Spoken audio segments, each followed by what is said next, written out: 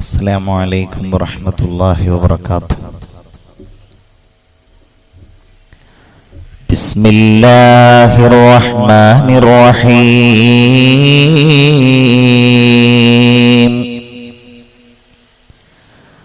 അല്ലാഹുമ്മ ലക്കൽ ഹംദു കുല്ലുഹു വലകശ് ശുക്രു കുല്ലുഹു വഇലൈക യുർജഉൽ അംറു കുല്ലുഹു.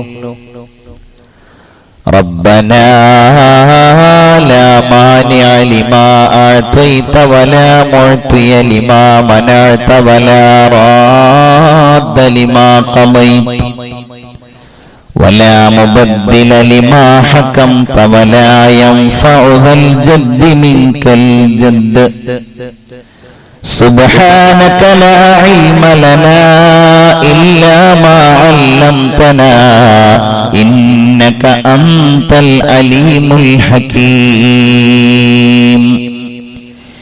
يا لطيفا بخلقه يا عليما بخلقه يا خبيرا بخلقه الطف بنا يا لطيف يا عليم يا خبير.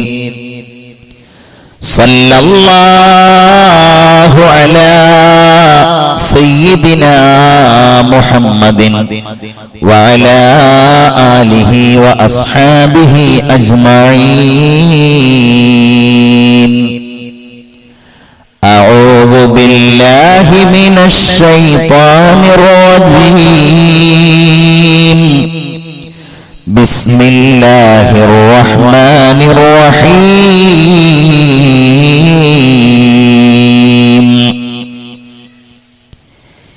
يا أيها الذين آمنوا اتقوا الله ولتنظر نفس ما قدمت لغد واتقوا الله إن الله خبير بما تعملون. صدق الله العلي العظيم. يا من يجيب دعاء المضطر في الظلم يا كاشف الضر والبلوى مع السقم. إن كان جودك لا يرجوه ذو سفه فمن يجود على العاصين بالكرم. يا رب بالمصطفى بلغ مقاصدنا واغفر لنا ما مضى يا واسع الكرم.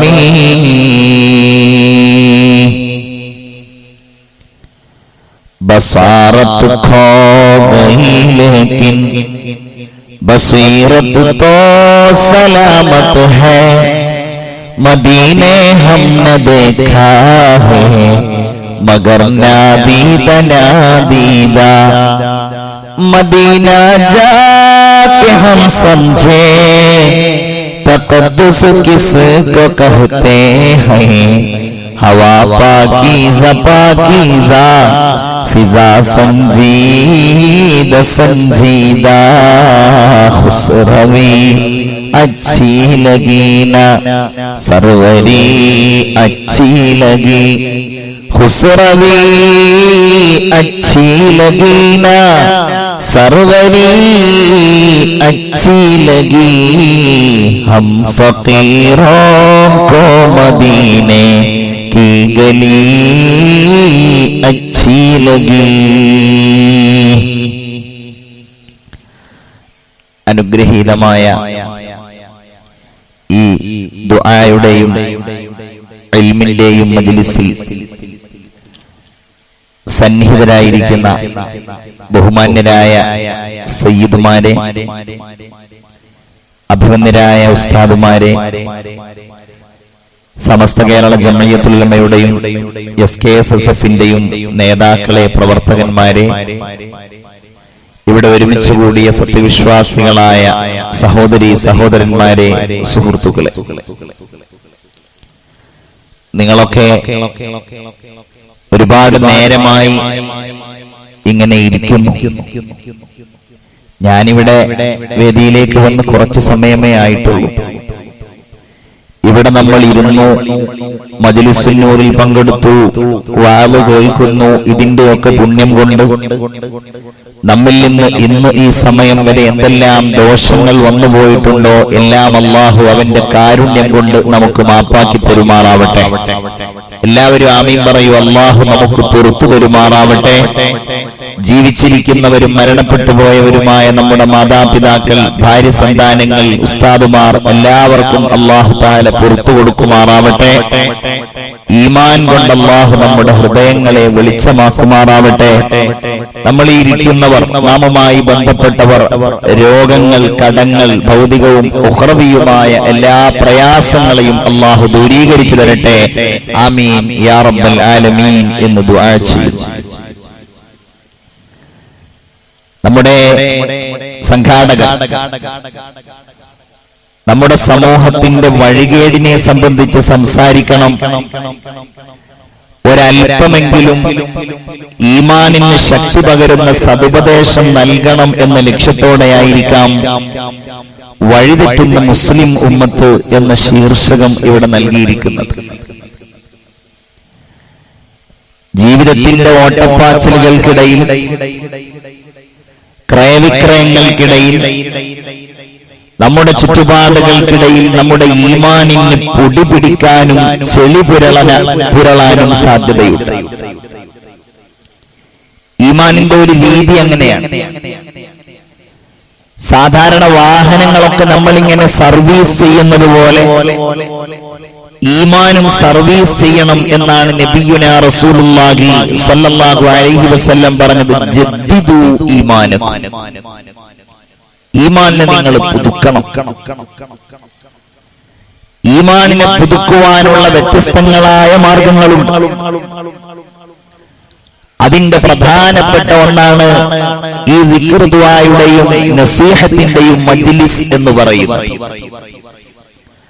ആദരവായ റസൂലുള്ളാഹി സ്വല്ലല്ലാഹു അലൈഹി വസല്ലം തങ്ങളോട് അല്ലാഹു നടത്തുന്ന ഒരു അഭിസംബോധന സാധാരണ വെള്ളിയാഴ്ചകളിൽ നമ്മൾ കേൾക്കാറുണ്ട്. സൂറത്തുൽ അഅലയിലും അൽ ഗാശിയയിലും ആ ഉപദേശം തുടർന്ന് അല്ലാഹു പറയുന്നു, തുടർച്ചയായി. ഒന്ന്, ഫദക്കിർ ഇൻ നഫഅത്തിൽ ദിക്റാ സയദക്കറു മൻ യഖ്ശാ വയതജന്നബുഹൽ അഷ്ഖാ എന്ന് പറഞ്ഞുകൊണ്ടാണ് സൂറത്തുൽ ഗാശിയയിൽ അല്ലാഹു പറയുന്നതാകട്ടെ, ഫദക്കിർ ഇന്നമാ അൻത മുദക്കിർ ലസ്ത അലൈഹിം ബിമുസൈതിർ ഇല്ലാ മൻ തവല്ലാ വകഫറ ഫയുഅദ്ദിബുഹുല്ലാഹുൽ അദാബൽ അക്ബർ ഇന്ന ഇലൈനാ ഇയാബഹും സുമ്മ ഇന്ന അലൈനാ ഹിസാബഹും. അല്ലാഹു നമുക്ക് ഖുർആനിലേക്ക് കൂടുതൽ അടുക്കാനുള്ള തൗഫീഖ് നൽകുമാറാകട്ടെ. എന്താണ് അല്ലാഹു പറയുന്നത്? നബിയെ, അങ്ങയുടെ പ്രബോധിത സമൂഹത്തെ, അങ്ങയുടെ ഉമ്മത്തിനെ, ഇപ്പോഴുള്ളവരെയും വരാനിരിക്കുന്നവരെയും ഖിയാമത്ത് നാൾ വരെ കടന്നു വരാനിരിക്കുന്ന എല്ലാവരെയും ഫദക്കിർ ഇൻ നഫഅത്തിൽ ദിക്റാ, അവർക്കങ്ങ് സതുപദേശങ്ങൾ നൽകണം. അതല്ലെങ്കിൽ അവരെ അങ്ങ് കാര്യങ്ങൾ ഓർമ്മിപ്പിച്ചു കൊടുക്കണം. അവർ മറന്നുപോയ കാര്യങ്ങളെ, അവർ അശ്രദ്ധരായ സംഗതികളെ, അവർ വിഷയമാക്കാതെ മാറ്റിവെച്ചിരിക്കുന്ന പ്രാധാന്യമുള്ള കാര്യങ്ങളെ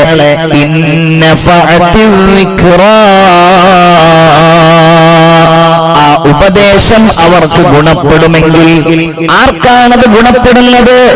അല്ലാഹു റബ്ബുൽ ഇസ്സത്ത് പറയുന്നത് അത് ഗുണപ്പെടുന്നത് സയദ്ദക്കറു മൻ യഖ്ശാ, ആരാണോ അല്ലാഹുവിനെ പേടിക്കുന്നത്, ആരുടെ മനസ്സിന്റെ ഉള്ളിലാണോ ഈമാനിന്റെ ഒരല്പമെങ്കിലും ഉള്ളത്, അവർക്കാണ് ഈ സദുപദേശങ്ങൾ ഗുണപ്പെടുക എന്ന് അല്ലാഹു തആല സൂചിപ്പിക്കുന്നു. പടച്ച റബ്ബ് ആ വിഭാഗത്തിൽ നമ്മയൊക്കെ ഉൾപ്പെടുത്തുമാറാകട്ടെ. ഫദക്കിർ ഇന്നമാ അൻത മുദക്കിർ, നബിയെ നിങ്ങൾ അവരെ ഓർമ്മിപ്പിക്കണം, നിങ്ങൾ അവരെ ഉപദേശിക്കണം, ദുർമാർഗത്തിൽ നിങ്ങൾ അവരെ നേർവഴിയിലേക്ക് കൊണ്ടുവരണം. ഇന്നമാ അൻത മുദക്കിർ, താങ്കൾ നിശ്ചയമായും സദുപദേശകനാകുന്നു, കാര്യങ്ങൾ ഓർമ്മിപ്പിക്കുന്ന ആളാകുന്നു. എന്നിട്ട് അല്ലാഹു പറയുന്നത് ലസ്ത അലൈഹിം ബിമുസൈത്തിർ, ഒരിക്കലും താങ്കൾ അവരുടെ മേലിൽ അധികാരം നൽകപ്പെട്ടയാളല്ല. അങ്ങ് അവരോട് പറയുന്നവരാണ്. അവയുടെ ഹൃദയത്തെ പിടിച്ചു പറിക്കുവാനോ ആ ഹൃദയത്തെ നിർബന്ധം ചെലുത്തി പറയുന്ന കാര്യങ്ങൾ സന്നിവേശിപ്പിക്കാനോ അങ്ങേക്ക് കഴിയില്ല. ലസ്ത അലൈഹിം ബിമുസൈത്തിർ ഇല്ലാ മൻ തവല്ലാ വകഫർ, എന്നാൽ ഈ ഉപദേശങ്ങളെല്ലാം കേട്ടിട്ടും നേരായ വഴിയിൽ നിന്ന് പിന്തിരിഞ്ഞു പോയവരും അല്ലാഹുവിനെ നിഷേധിക്കുകയും ചെയ്ത ആളുകളുണ്ടല്ലോ,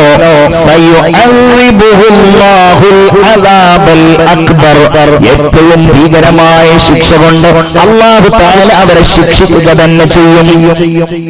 റഹ്മാനായ നാഥൻ ആദരവായ മുഹമ്മദ് മുസ്തഫ സല്ലല്ലാഹു അലൈഹി വസല്ലമ തങ്ങളോട് പറയുന്ന ഉപദേശമാണ്. ഉപദേശിക്കാൻ, അവരെ ഓർമ്മിപ്പിക്കാൻ. ആധുനിക കാലഘട്ടത്തിൽ ഈ ഉപദേശങ്ങളും ഓർമ്മപ്പെടുത്തലുകളും സജീവമാകേണ്ട കാലമാണ്. ഇവിടെ സൂചിപ്പിക്കപ്പെട്ടതുപോലെ വല്ലാത്ത ഒരു ദുരവസ്ഥയിലേക്ക് നമ്മുടെ യുഗവും ഈ കാലഘട്ടത്തിലെ തലമുറയും പൊതുസമൂഹവും എത്തിച്ചേർന്നിരിക്കുന്ന ഒരവസ്ഥയിലാണ് നമ്മളെല്ലാവരും ഉള്ളത്. ആദരവായ റസൂലുള്ളാഹി സ്വല്ലല്ലാഹു അലൈഹി വസല്ലമ തങ്ങൾ മുന്നറിയിപ്പ് നൽകുന്ന ഒരു കാര്യം നോക്കൂ. 20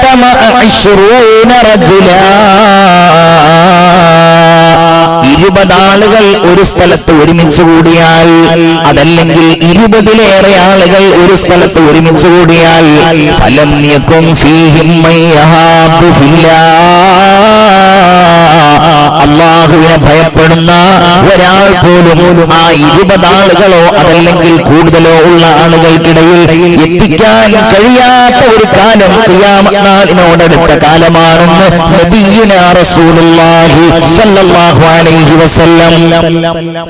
നമ്മുടെ ഇടയിൽ അത് കുറവാണ്, എന്നാലും കാണാൻ കഴിയും.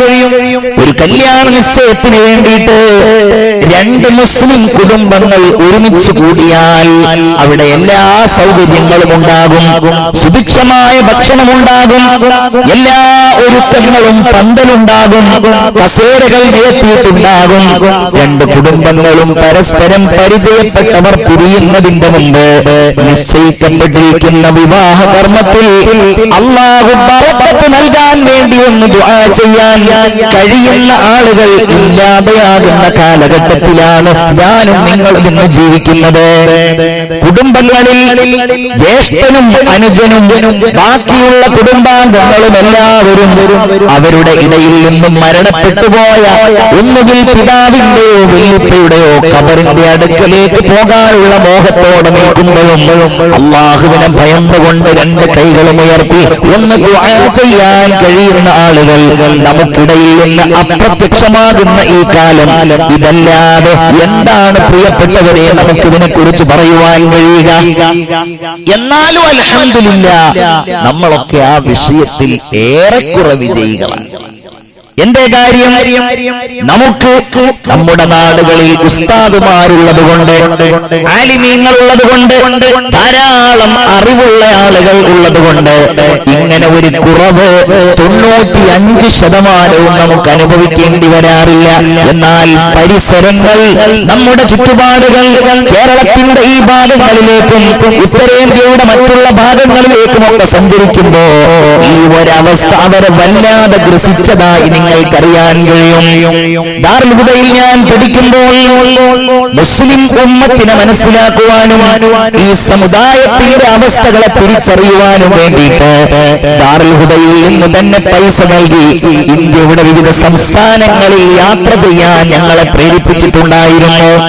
2-3 കുട്ടികൾ കൂടിയ ഓരോ സംഘങ്ങളായി അവർ ഉത്തർപ്രദേശിലും ബീഹാറിലും ഒഡീഷയിലും കൽക്കത്തയിലുമൊക്കെ ഇങ്ങനെ സഞ്ചരിക്കും. അത് നിർബന്ധമാണ് ദാറുൽ ഹുദയുടെ ദഅവത്തിന്റെ ഭാഗമായി.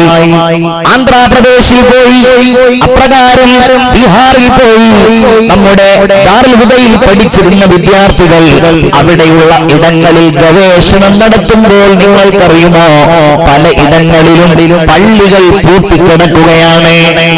ആന്ധ്രാപ്രദേശിലെ ഒരു പള്ളിയിൽ പൂട്ടിക്കിടക്കുന്നത് കണ്ടപ്പോൾ അവരോട് സംസാരിച്ചു, എന്താണ് പള്ളി പൂട്ടിക്കിടക്കുന്നത്? അവിടെ ഒരു ഇമാം സാഹിബുണ്ട്, അയാൾ നാട്ടിൽ പോയതാണ് എന്നയാൾ മറുപടി പറഞ്ഞു. ആളുകൾ മറുപടി പറഞ്ഞു, അപ്പൊ ഇനി പള്ളി തുറക്കില്ലേ? ഇല്ല, ഇനി ഒരാഴ്ച കഴിഞ്ഞാൽ ഇമാം സാഹിബ് വരും. ഇമാമ് വന്നാലേ പള്ളി തുറക്കാറുള്ളൂ. നിസ്കരിക്കാതെ പൂട്ടിക്കിടക്കുന്ന പള്ളികൾ, നിസ്കരിക്കാൻ അറിയാത്ത എത്രയോ ആളുകൾ. ഞാൻ പറയേണ്ടതില്ലല്ലോ, കേരളം ഇന്ന് ഇതര സംസ്ഥാന തൊഴിലാളികളുടെ കേന്ദ്രമായി മാറുകയാണ്. നമ്മൾ അതിനെ എതിർക്കേണ്ടവരല്ല, നമ്മൾ അവരെ നിരുത്സാഹപ്പെടുത്തേണ്ടവരല്ല. അങ്ങനെ പലരും അജണ്ടകളുമായി ഇറങ്ങിയിട്ടുണ്ട്. അവരെ ഭീകരവാദികളാക്കുവാനും അവരോട് ക്രൂരമായി പെരുമാറുവാനും കാരുണ്യരഹിതമായി അവരെ സമീപിക്കുവാനും. എങ്ങനെയാണ് മലയാളിയായ ഗൾഫ് പണത്തിന്റെ സ്വാധീനം കൊണ്ട് നേട്ടങ്ങൾ കൈവരിച്ച ഒരാൾക്ക് സാധ്യമാവുക? ഞാൻ പറയുന്നതല്ല, നിങ്ങൾ കണ്ടിട്ടില്ലേ ഇന്ന് കേരളത്തിൽ വലിയ വലിയ ബിൽഡിങ്ങുകൾ ഉണ്ടാക്കുന്നതവരാണ്. കണ്ടോ നിങ്ങൾ? വേണമെങ്കിൽ നിങ്ങളുടെ തൊട്ടടുക്കൽ കാണുന്ന ഇവിടെ ഈ ബിൽഡിംഗ് ഉണ്ടല്ലോ, അതിന്റെ പണിസ്ഥലത്തേക്ക് നിങ്ങൾ നാളെ ഒന്ന് വന്നു നോക്കൂ. അതിലെത്ര മലയാളികളുണ്ട്, അതിലെത്ര മലയാളികളല്ലാത്തവരുണ്ട്. നിങ്ങൾ അവരോടൊന്ന് പേര് ചോദിക്കൂ. കേട്ടാൽ തർളിയത്ത് ചെല്ലാൻ തോന്നുന്ന രീതിയിലുള്ള പേരുകളാണ്. എന്തുകൊണ്ടാണ് അവർ ഈ പണിക്ക് വന്നത്? അവർക്ക് ഭൗതികമായും ആത്മീയമായും അറിവില്ല. നിങ്ങളുടെ പള്ളിയിൽ ബാങ്ക് കൊടുക്കുമ്പോ അവർക്ക് നിസ്കരിക്കാൻ വരാനുള്ള അറിവില്ല. എങ്ങനെയാണ് നിസ്കരിക്കുക എന്നവർക്കറിയില്ല. അതാണ് ഞാൻ പറഞ്ഞത്,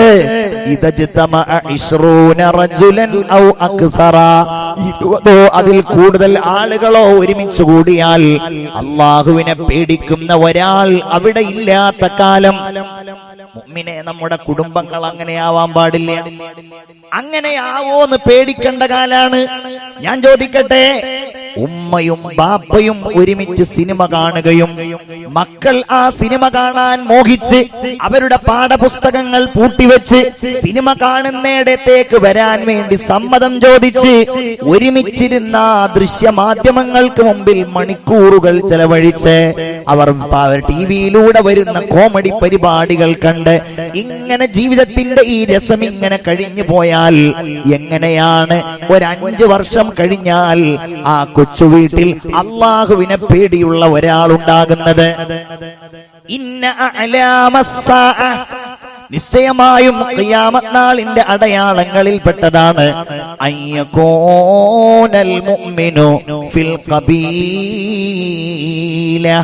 അതല്ല, ഒരു സമൂഹത്തിൽ, ഒരു കുടുംബത്തിൽ പൂർണ്ണ മുഅ്മിനായി ജീവിക്കുന്ന ഒരാൾ നിന്ദ്യനായി പരിഗണിക്കപ്പെടുന്ന കാലം ലോകാവസാനത്തിന്റെ അടയാളങ്ങളിൽ ഒന്നാണെന്ന് നബിയുനാ മുഹമ്മദ് മുസ്തഫ. യുസ്തഖഫുൽ മുഅ്മിൻ, അന്ന് മുഅ്മിൻ നിസ്സാരനായി പരിഗണിക്കപ്പെടും. എത്രത്തോളം? റസൂലുള്ളാഹി പറയുന്നു, അയ്യതദാഫഅ അഹ്ലു മസ്ജിദിൻ അഹ്ലുൽ മസ്ജിദി ലാ യജിദൂന ഇമാമൻ യുസല്ലി ബിഹിം. ഒരു നാട്ടുകാർ അവർക്ക് ഇമാമായി നിസ്കരിക്കാൻ ഒരാളെ അന്വേഷിച്ചാൽ കാണാത്ത ഒരു സന്ദർഭം നമ്മളും പലപ്പോഴും അനുഭവിക്കാറുണ്ട്.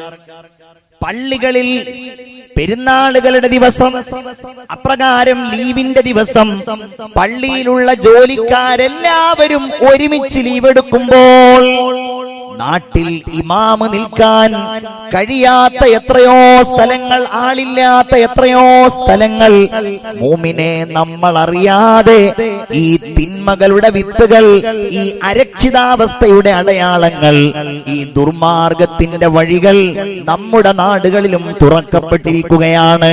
അള്ളാഹുവിന്റെ ഹബീബ് മുഹമ്മദ് മുസ്തഫ സല്ലല്ലാഹു അലൈഹി വസല്ലം പറയുന്നു, അങ്ങനെ മുഅ്മിൻ വേദനിച്ചു കൊണ്ടിരിക്കും, ഈമാനുള്ളവൻ പ്രയാസപ്പെട്ടുകൊണ്ടിരിക്കും.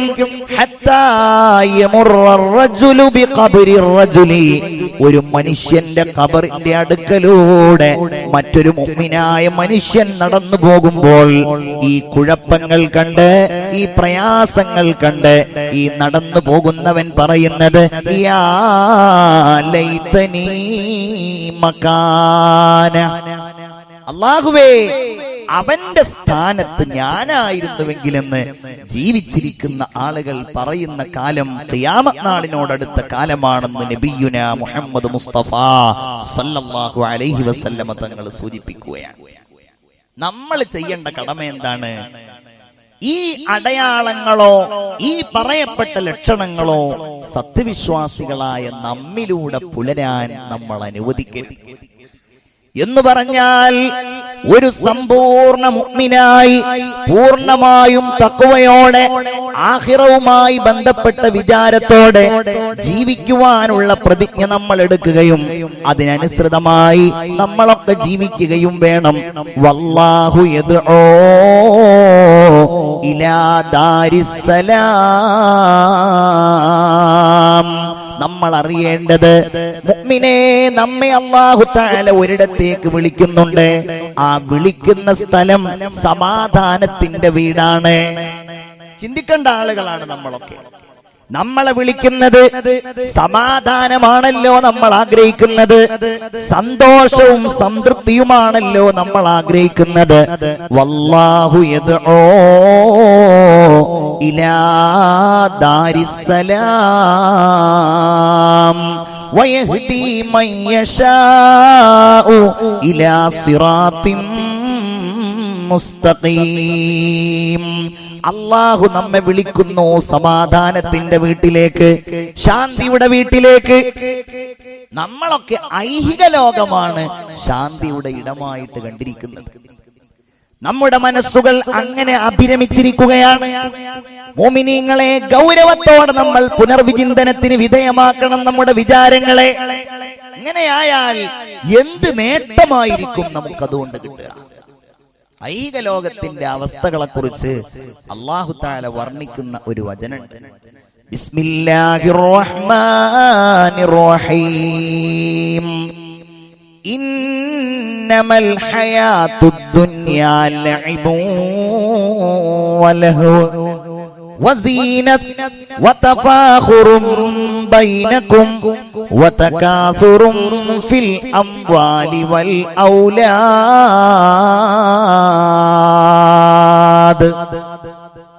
ആലോചിക്കണം നമ്മൾ. ഇന്നമൽ ഹയാത്തുദ് ദുനിയാ, ഐഹിക ലോകത്തെ ജീവിതം എന്ന് പറയുന്നത് ഈ പറയുന്ന സംഗതികൾ മാത്രമാകുന്നു എന്നാണ് അല്ലാഹു പറയുന്നത്. ഈമാനുള്ളവർ ആലോചിച്ചാൽ മനസ്സിലാകും അല്ലാഹ് പറയുന്നത് എത്ര വലിയ വാസ്തവമാണ്. കാരണം ജീവിതത്തിൽ ആഖിറം എന്നൊരു വിചാരമില്ലാത്ത ആള്, പടച്ചോനെ മരിക്കണമല്ലോ, അതിനുശേഷം എനിക്കൊരു ജീവിതമുണ്ടല്ലോ, അവിടെ എന്റെ നന്മതിന്മകൾ വിചാരണക്ക് വിധേയമാക്കപ്പെടുമല്ലോ, ഒന്നുകിൽ സ്വർഗം അല്ലെങ്കിൽ നരകം എനിക്ക് കിട്ടുമല്ലോ, ഈ കാര്യത്തെ കുറിച്ചൊന്നും യാതൊരു ചിന്തയോ വിചാരോ ഇല്ലാത്ത ആളുകളുടെ ജീവിതം എങ്ങനെയായിരിക്കും എന്നാണ് അല്ലാഹു പറയുന്നത്. അതെങ്ങനെയാണ്?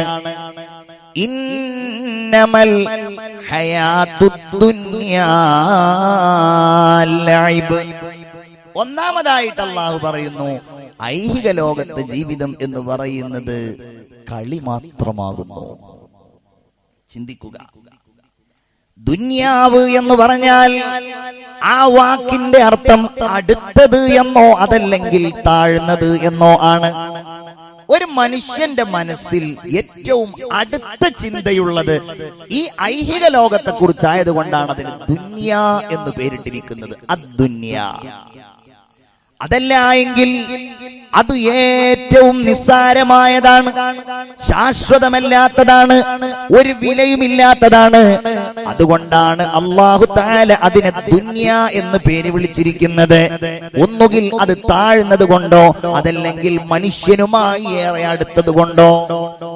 അവിടെയുള്ള ജീവിതം എന്ന് പറയുന്നത് ഇന്നമൽ ഹയാത്തുദ് ദുനിയാ ലഇബ്, അത് കളി മാത്രമാണ്. ചിന്തിക്കുക.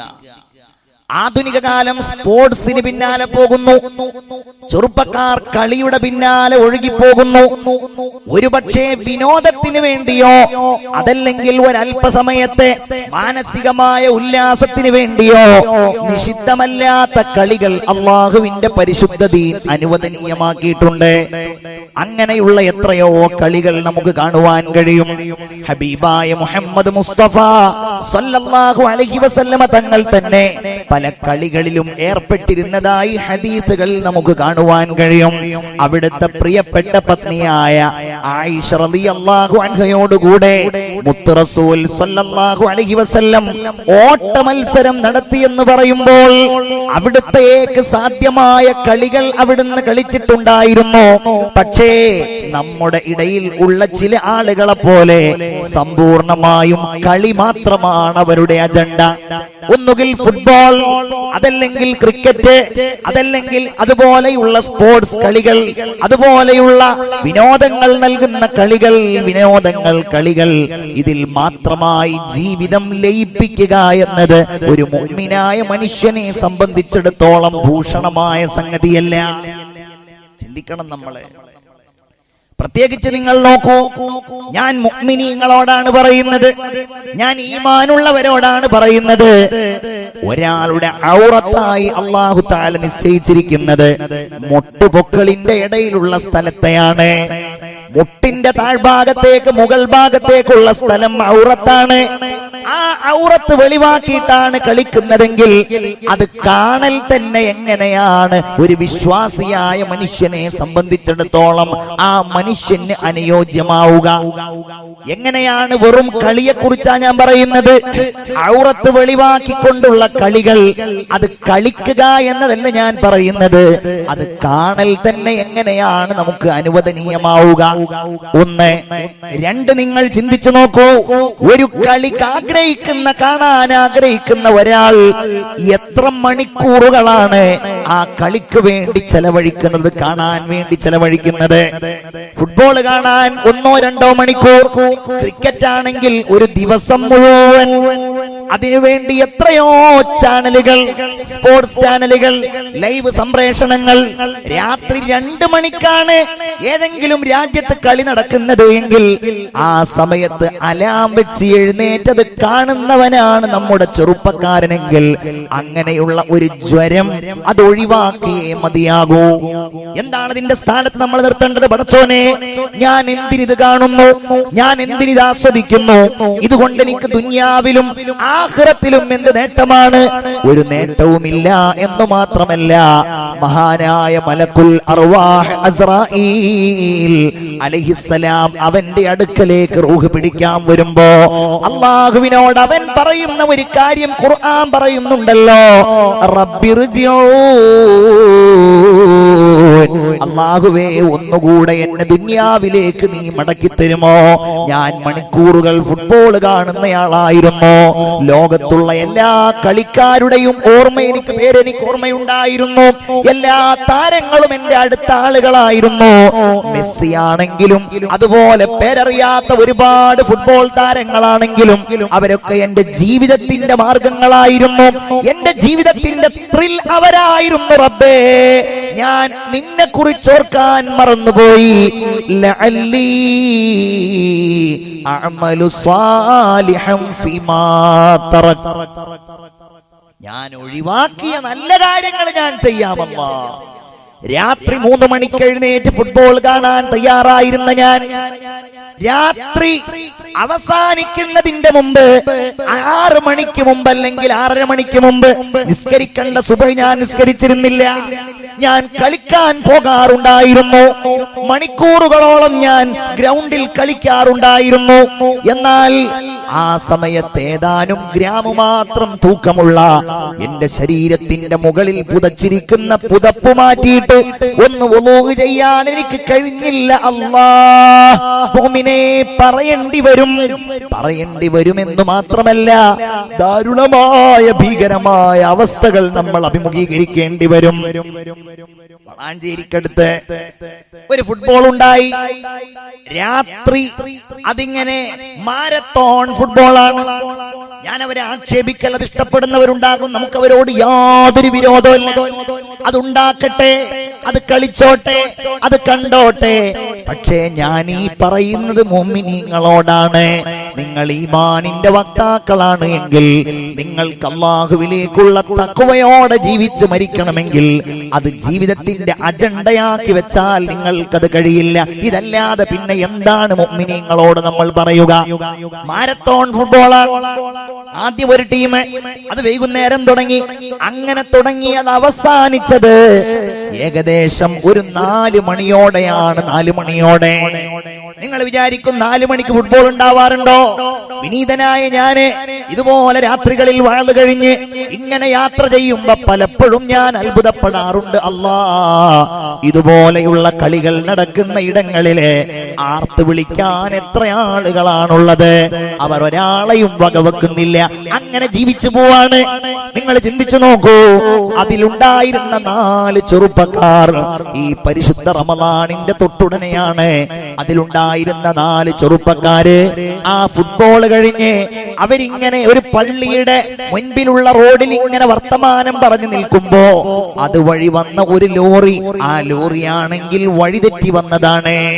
വളാഞ്ചേരിയിൽ നിന്ന് തൃശ്ശൂര് പോവേണ്ട ലോറി വളാഞ്ചേരിയിൽ നിന്ന് വഴിതെറ്റിയിട്ട് പട്ടാമ്പി വഴി വന്നു എന്നും പറഞ്ഞാൽ പോരാ, ഡ്രൈവർ ഉറങ്ങിപ്പോയി.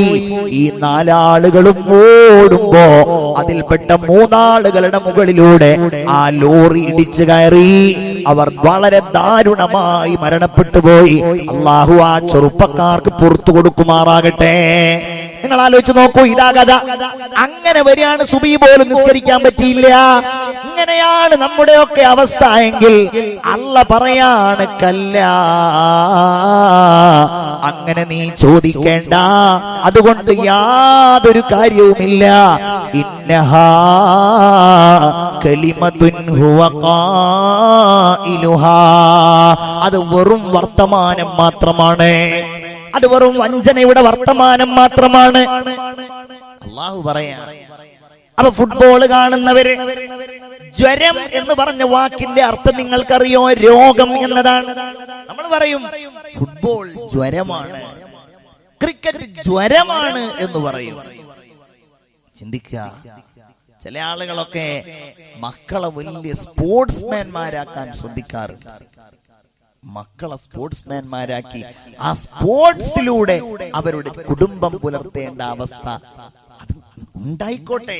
അത് നമ്മുടെ കേരളത്തിൽ ഒരു വകുപ്പുള്ള സംഗതിയാണ്. ഒരു വകുപ്പ് തന്നെ അതിന് നമ്മുടെ മിനിസ്ട്രിയിലുണ്ട്. പക്ഷെ ഒരു മുഅ്മിനോടാണ് ഞാൻ പറയുന്നത്, വേറെ ആരോടും അല്ല. ഞാൻ പറയുന്നത് മുഅ്മിനോടാണ്.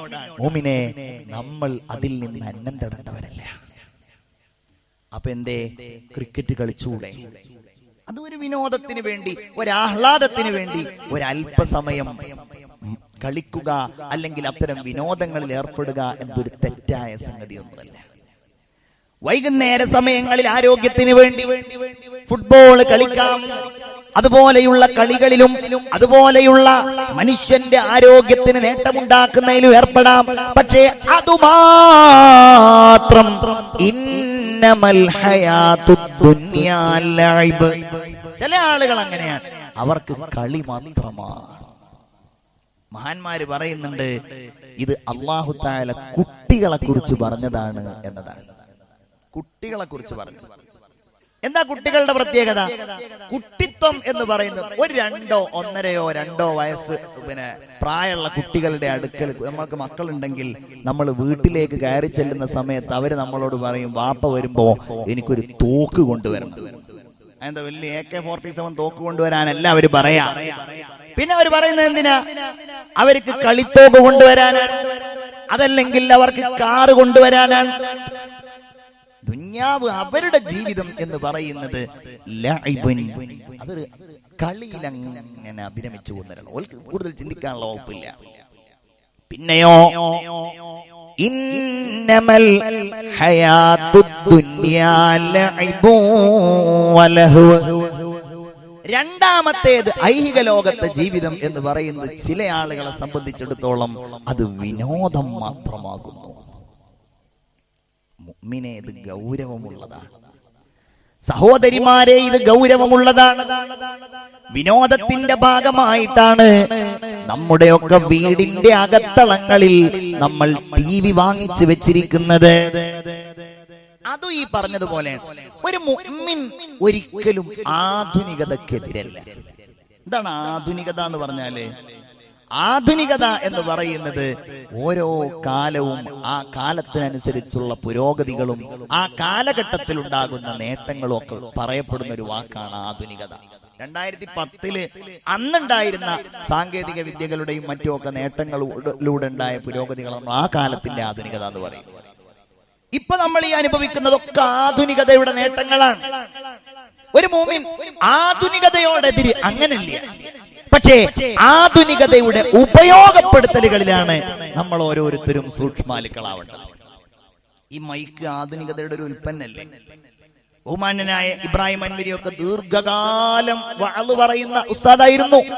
ഇബ്രാഹിം അൻവരിയോട് നിങ്ങൾ ചോദിച്ചു നോക്കൂ, ബഹുമാനപ്പെട്ടവർ 990-ലും 95-ലൊക്കെ വഅള് പറയുന്ന കാലത്തുണ്ടായിരുന്ന മൈക്കിന്റെ കോലവും ഇപ്പത്തെ മൈക്കിന്റെ കോലവും ആലോചിച്ച് നോക്കി. അപ്പൊ ആധുനികതക്കെതിരാണ്. ഈ മൈക്ക് പറ്റൂല, ഇത് ആധുനികതന്റെ ഉൽപ്പന്നമാണല്ലോ. അങ്ങനെയല്ല. അതല്ലെങ്കിൽ ഈ ലൈറ്റ് പറ്റൂല, ഈ സാങ്കേതിക വിദ്യകൾ പറ്റില്ല എന്ന് മുഅ്മിൻ പറയില്ല. പക്ഷെ അത് ഉപയോഗപ്പെടുത്തേണ്ടിടത്ത് മുഅ്മിൻ പറയും. അതെങ്ങനെ ഉപയോഗപ്പെടുത്തണം? ഈ മൈക്ക് എന്തിനു ഉപയോഗപ്പെടുത്തണം? ഈ ലൈറ്റ് എന്തിനു ഉപയോഗപ്പെടുത്തണം? ആധുനികത എന്തിന് എങ്ങനെ ഉപയോഗപ്പെടുത്തണം? ഇവിടെയാണ് ഒരു മുസ്ലിം ഗൗരവത്തോടെ ആലോചിക്കേണ്ടത്. അത് ഞാൻ പറഞ്ഞത് എന്തിനാ? TV എന്ന് പറയുന്ന മാധ്യമത്തെ നമ്മൾ 100% അത് നിങ്ങൾ ചവറ്റുകൊട്ടയിലേക്ക് ഇട്ടോളൂ എന്ന് പറയേണ്ട ഒരു കാര്യം ഇല്ല എന്ന് ഞാൻ പറയുന്നില്ലെങ്കിലും നമ്മൾ അങ്ങനെ പറയേണ്ടതില്ല പൊതുസമൂഹത്തിൽ. പക്ഷെ അത് സൂക്ഷിക്കാൻ വളരെ പ്രയാസമാണ്. അതിലൂടെ നമ്മുടെ ജീവിതത്തിൽ ഉണ്ടാകുന്ന, നമ്മുടെ ജീവിതത്തിലേക്ക് വന്നു ഭവിക്കുന്ന ഹറാമായ കാര്യങ്ങൾ സൂക്ഷിക്കുവാനും ശ്രദ്ധിക്കുവാനും വളരെ ബുദ്ധിമുട്ടാണ്. സാന്ദർഭികമായിട്ട് ഞാൻ പറയാണ്, നിങ്ങളുടെ മുമ്പിൽ ഇരിക്കുന്ന ഈ ലാപ്ടോപ്പ് ആധുനികതയുടെ ഒരു ഉൽപ്പന്നമാണ്. ഇപ്പൊ നമ്മൾ ഈ പറയുന്ന വാള് ലോകത്തിന്റെ നാനാഭാഗങ്ങളിലേക്കും നമ്മുടെ ഈ കുട്ടികൾ, മുമ്പിലിരിക്കുന്ന കുട്ടികൾ എത്തിച്ചു കൊടുക്കുക അല്ലേ? ഈ വാള് ചില ആളുകൾ ഗൾഫിലിരുന്ന് കേൾക്കുന്നു, നാട്ടിലിരുന്ന് കേൾക്കുന്നു. അൽഹംദുലില്ലാഹ്, അള്ളാഹു ഇതൊക്കെ ചെയ്യുന്ന ഈ കുട്ടികൾക്ക് അള്ളാഹു തആല ബറക്കത്ത് നൽകുമാറാകട്ടെ. നിങ്ങൾ എല്ലാവരും ആമീൻ പറയും, അള്ളാഹു ഖൈർ നൽകുമാറാകട്ടെ. പക്ഷേ നമ്മൾ ചിന്തിക്കണം, ആ ദൃശ്യമാധ്യമത്തെ എങ്ങനെയാണ് നമ്മൾ ഉപയോഗപ്പെടുത്തുന്നത്? വിനോദത്തിന്റെ ഭാഗമായിട്ടല്ലേ? 24 മണിക്കൂറിൽ ഒരുപാട് സമയം ഈ പറഞ്ഞ വിനോദത്തിന്റെ ഭാഗം. ഇന്നമൽ ഹയാത്തുദ് ദുനിയാ ലഅബുൻ വലഹു. ഹബീബായ മുഹമ്മദ് മുസ്തഫ സല്ലല്ലാഹു അലൈഹി വസല്ലം പരിശുദ്ധ ഖുർആനുമായി ജനങ്ങൾക്കിടയിലേക്ക് ഇറങ്ങിയപ്പോൾ മക്കയിൽ ഉണ്ടായിരുന്ന പലർക്കും എങ്ങനെയെങ്കിലും മുഹമ്മദ് നബിയിൽ നിന്ന് ആളുകളെ അകറ്റണം എന്ന് വല്ലാത്ത മോഹം. അവർ പല കുതന്ത്രങ്ങളും ചെയ്തു നോക്കി. നളർ ഇബ്നുൽ ഹാരിസ് എന്ന ഒരു വൃത്തികെട്ടവനുണ്ടായിരുന്നു. അവന് ജനങ്ങൾ ഖുർആൻ കേൾക്കുന്നത് വലിയ അലർജിയായിരുന്നു. അവൻ ഖുർആൻ കേൾക്കുന്നതല്ല, ആളുകൾ ഖുർആൻ കേൾക്കുന്നത്, ആളുകൾ മുഹമ്മദ് നബിയുടെ പിന്നാലെ കൂടുന്നത് വലിയ അലർജി ഉണ്ടായിരുന്നു നളർ ഇബ്നുൽ ഹാരിസിന്. നളർ ഇബ്നുൽ ഹാരിസ് യമനിലേക്ക് പോയി, ഷാമിലേക്ക് പോയി. ഷാമിൽ അവൻ ചെന്നു. അവിടെ ചെന്നപ്പോൾ അവൻ കാണുന്നത് അങ്ങാടിയിൽ ജനങ്ങളെ ആകർഷിക്കുന്ന പാട്ടുകാരികളെയാണ്. സുന്ദരിമാരായ പെൺകുട്ടികൾ അല്പവസ്ത്രധാരണികളായി അവരിങ്ങനെ പാട്ടുപാടുകയും ജനങ്ങളെ ആകർഷിക്കുകയും ജനങ്ങളെ അടുപ്പിക്കുകയും ചെയ്യുന്നു. ഇവന്റെ ഒരു തന്ത്രം തോന്നി, ഇവരെ മക്കയിലേക്ക് കൊണ്ടുപോയാലോ, ഇവരുടെ ഒരു ഗാനമേള സംഘടിപ്പിച്ചാലോ. മുഹമ്മദിൽ നിന്ന്, ഖുർആനിൽ നിന്ന് ആളുകൾ അകന്നു പോകുമല്ലോ. അതിനുവേണ്ടി ഇവൻ പണം കൊടുത്തു. ഈ പെൺകുട്ടികളോട് ഇവൻ സംസാരിച്ചു. അവരുമായിട്ട് ഇവൻ മക്കയിലേക്ക് വന്നു. ഈ പെൺകുട്ടികളുടെ നേതൃത്വത്തില് വലിയ വലിയ ഗാനമേളകൾ ഉണ്ടായി. ഉക്കാദ് ചന്തയിൽ, മക്കയിലെ തെരുവോരങ്ങളിൽ ഈ പെൺകുട്ടികൾ പാട്ടുപാടുമ്പോൾ അത് കേൾക്കാനും ആസ്വദിക്കാനും ആളുകൾ ഇങ്ങനെ ചുറ്റും കൂടാൻ തുടങ്ങി. മുഹമ്മദുർ റസൂൽ സല്ലല്ലാഹു അലൈഹി വസല്ലമ തങ്ങളുടെ അടുക്കൽ വന്നിരുന്ന പലരും അങ്ങോട്ട് പോയി.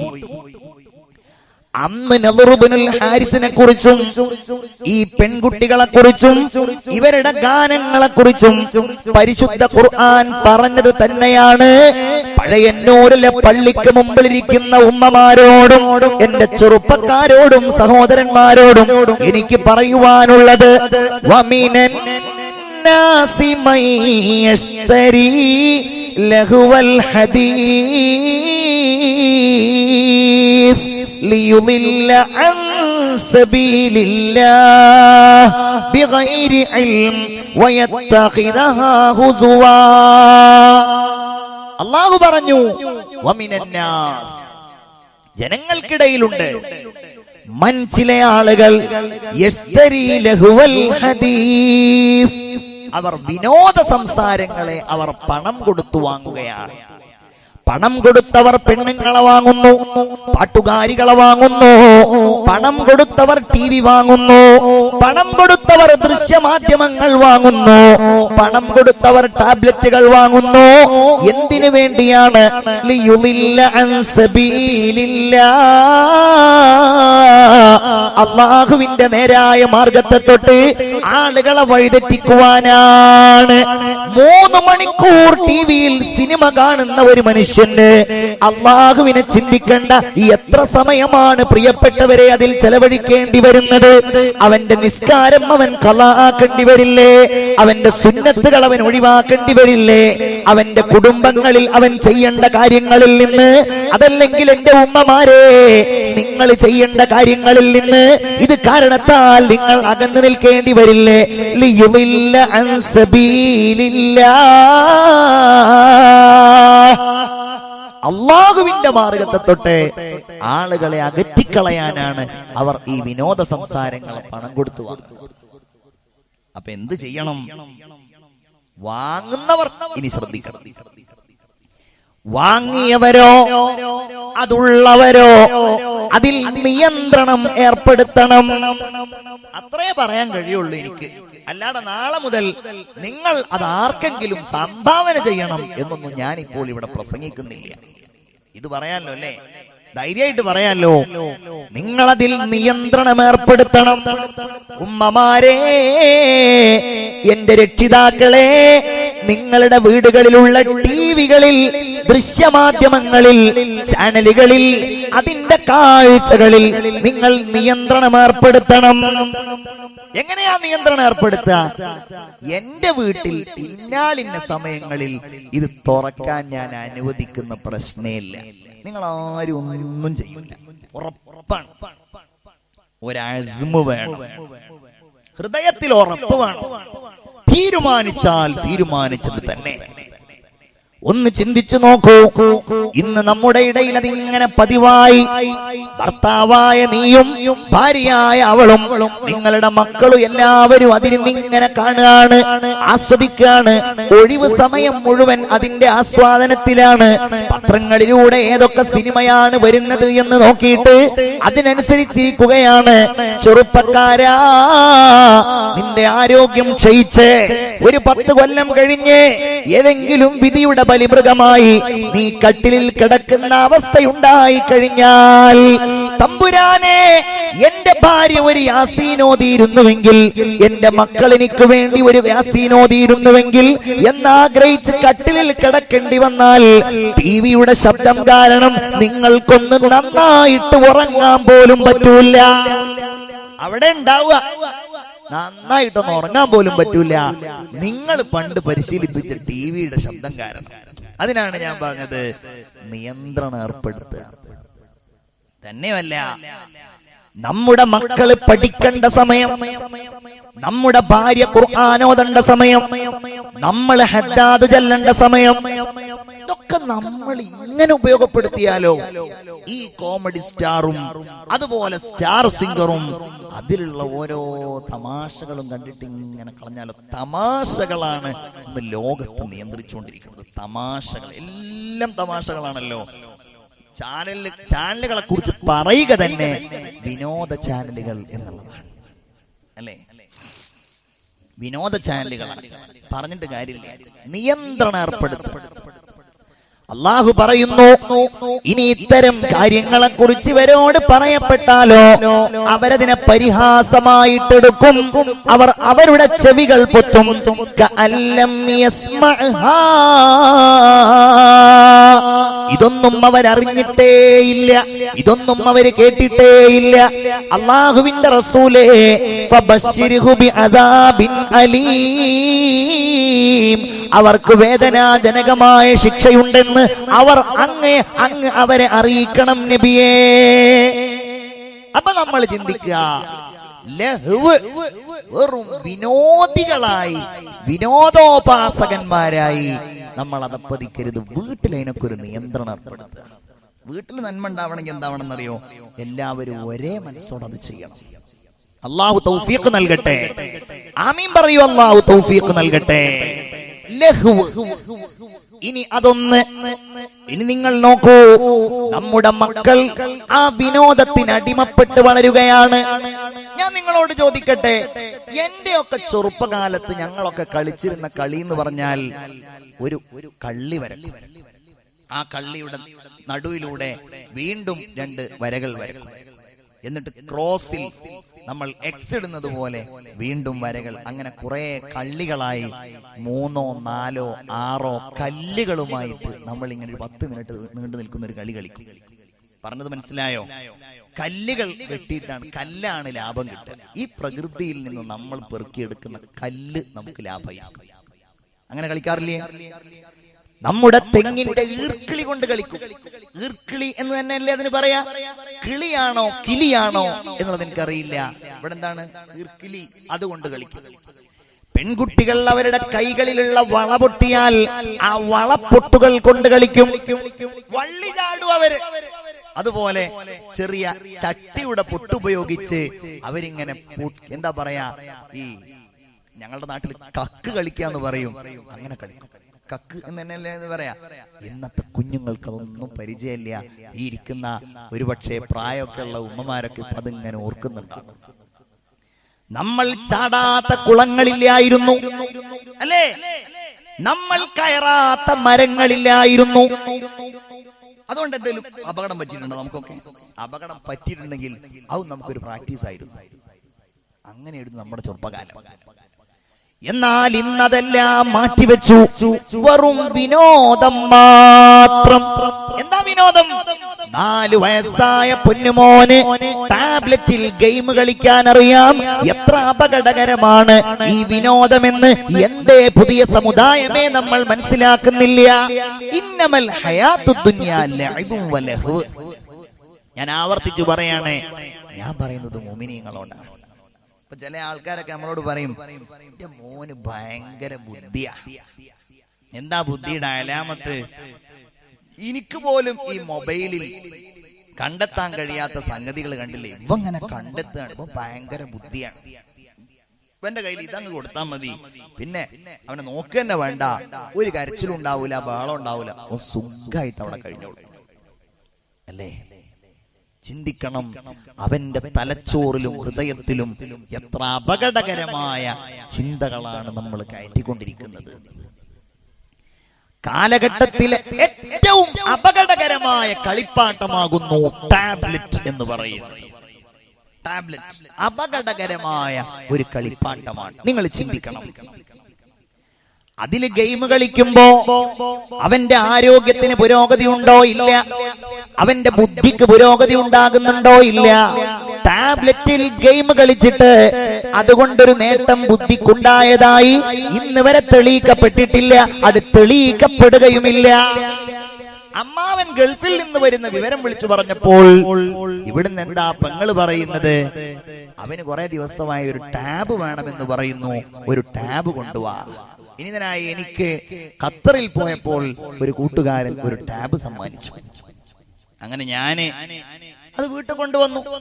പിന്നെ വീട്ടിലെന്നും പ്രശ്നങ്ങളോട് പ്രശ്നങ്ങളാണ്, എന്നും പ്രശ്നങ്ങൾ. എന്താ, എന്റെ മോൻ അന്ന് 6 വയസ്സാണ്, ഇപ്പൊ 7 വയസ്സായിരുന്നു. അന്ന് 5 വയസ്സാണ്, ഇപ്പൊ 7 വയസ്സായി. മോന് പിന്നെ ഭക്ഷണം വേണ്ട, വെള്ളം വേണ്ട, യാതൊന്നും വേണ്ട, മുഴുവൻ സമയവും ഇതിൽ തന്നെ. പിന്നെ പ്രശ്നമാണ്. ഞാനത് വാങ്ങി വെച്ച് അത് മറ്റൊരാൾ എന്നോട് ആവശ്യപ്പെട്ടപ്പോൾ ഞാൻ അയാൾ കൊടുത്തോടുകൂടെ വീട്ടിൽ സമാധാനമായി. അപ്പൊ ഞാൻ ചിന്തിച്ചതാണ്, റബ്ബേ, ഇങ്ങനെ ഇതുമായിട്ട് ജീവിക്കുന്ന കഴിഞ്ഞുകൂടുന്ന നമ്മുടെ സമൂഹത്തിലെ കുഞ്ഞുങ്ങളുടെ കൽബിന്റെ ഉള്ളിലെല്ലാം ഈ വിഷമല്ലേ നിറഞ്ഞു പോകുന്നത് അല്ലേ? അവര് സാങ്കല്പിക ലോകത്താണ്. നമ്മൾ ഈ ചെറിയ കഥാപുസ്തകം വായിക്കുന്ന കുട്ടികളുണ്ട്, അവർക്ക് തന്നെ ആ ചിത്രകഥകളിലൂടെ മായാവി, ലുട്ടാപ്പി, ഡാഗിനി തുടങ്ങിയ കഥാപാത്രങ്ങളൊക്കെ അവരുടെ മനസ്സിലങ്ങ് പതിഞ്ഞിടണം. അതൊരു കുട്ടിത്വത്തിന്റെ ഭാഗമായിട്ട് നമുക്ക് മാറ്റിവെക്കാം. പക്ഷേ ഇതല്ല, ചലിക്കുന്ന ചിത്രങ്ങളും സംഭവങ്ങളും അവരുടെ മനസ്സിൽ അത്രയധികം സ്വാധീനം ചെലുത്തും. അത് ഗൗരവമേറിയാണ്. 1. 2, അവർ അതിനെ പ്രാധാന്യമുള്ളതായി കാണും. ലഘുവിനെ അവർ പ്രാധാന്യമുള്ളതായിട്ട് കാണും.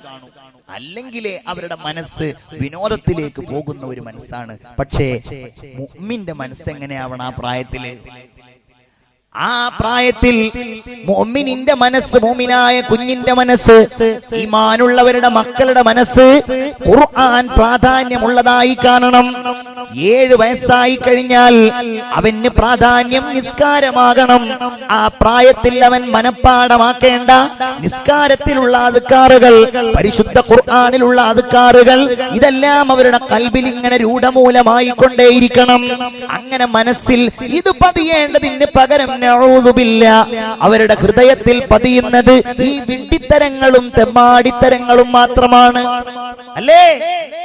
അവരുടെ കൽബിൽ പതിയുന്നത് ഈ റോഡിലൂടെയുള്ള വാഹന സഞ്ചാരമാണ്. ഗെയിമിന്റെ ലോകത്ത് 4 കുട്ടികൾ അടുത്തിരുന്ന് അവരുടെ കയ്യിൽ ടാബ്ലറ്റ് ഉണ്ടാകും, അവർ സംസാരിക്കുന്നു പോലുമില്ല.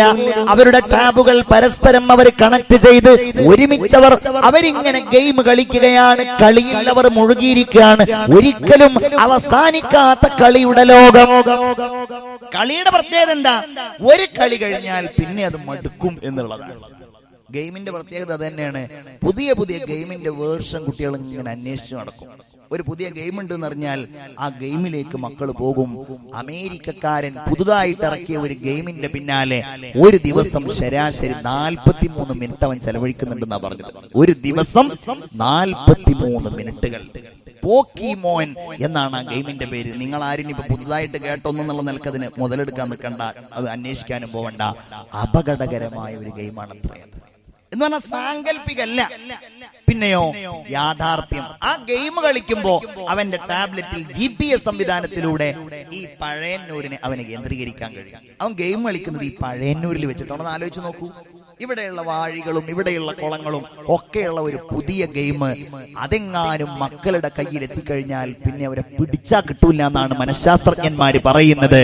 തന്നെയല്ല, എത്രയോ രാജ്യങ്ങൾ ആ ഗെയിം നിരോധിക്കാനും തുടങ്ങുകയാണ്. അത്രേ കാരണം GPS സംവിധാനത്തിലൂടെ ആ പ്രദേശത്തിന്റെ ഭൂപടങ്ങൾ അവരിലേക്ക് പ്രവേശിക്കപ്പെട്ടു കഴിഞ്ഞാൽ എല്ലാ പ്രദേശങ്ങളും പിന്നെ അതിന്റെ കീഴിലായി. ചെറിയ കുട്ടികൾ പോലും ആ പ്രദേശത്ത് കൂടെ ഇങ്ങനെ സഞ്ചരിക്കുകയാണ്. വീടിന്റെ ഉള്ളുകളിലേക്ക് ഇങ്ങനെ പോവാൻ വളരെ അപകടകരമായ സാഹചര്യം. പിന്തിരിപ്പിക്കണം. ഉമ്മയും ബാപ്പയും ശ്രദ്ധിക്കണം, അല്ലെങ്കിൽ അവർ ഈ ലഹുവിന്റെ പിന്നാലെ പോകും. ചരിത്ര പ്രസിദ്ധനായിരുന്നു ബഹുമാനപ്പെട്ട റബീഅത്ത് ഇബ്നുൽ ഫറൂഖ്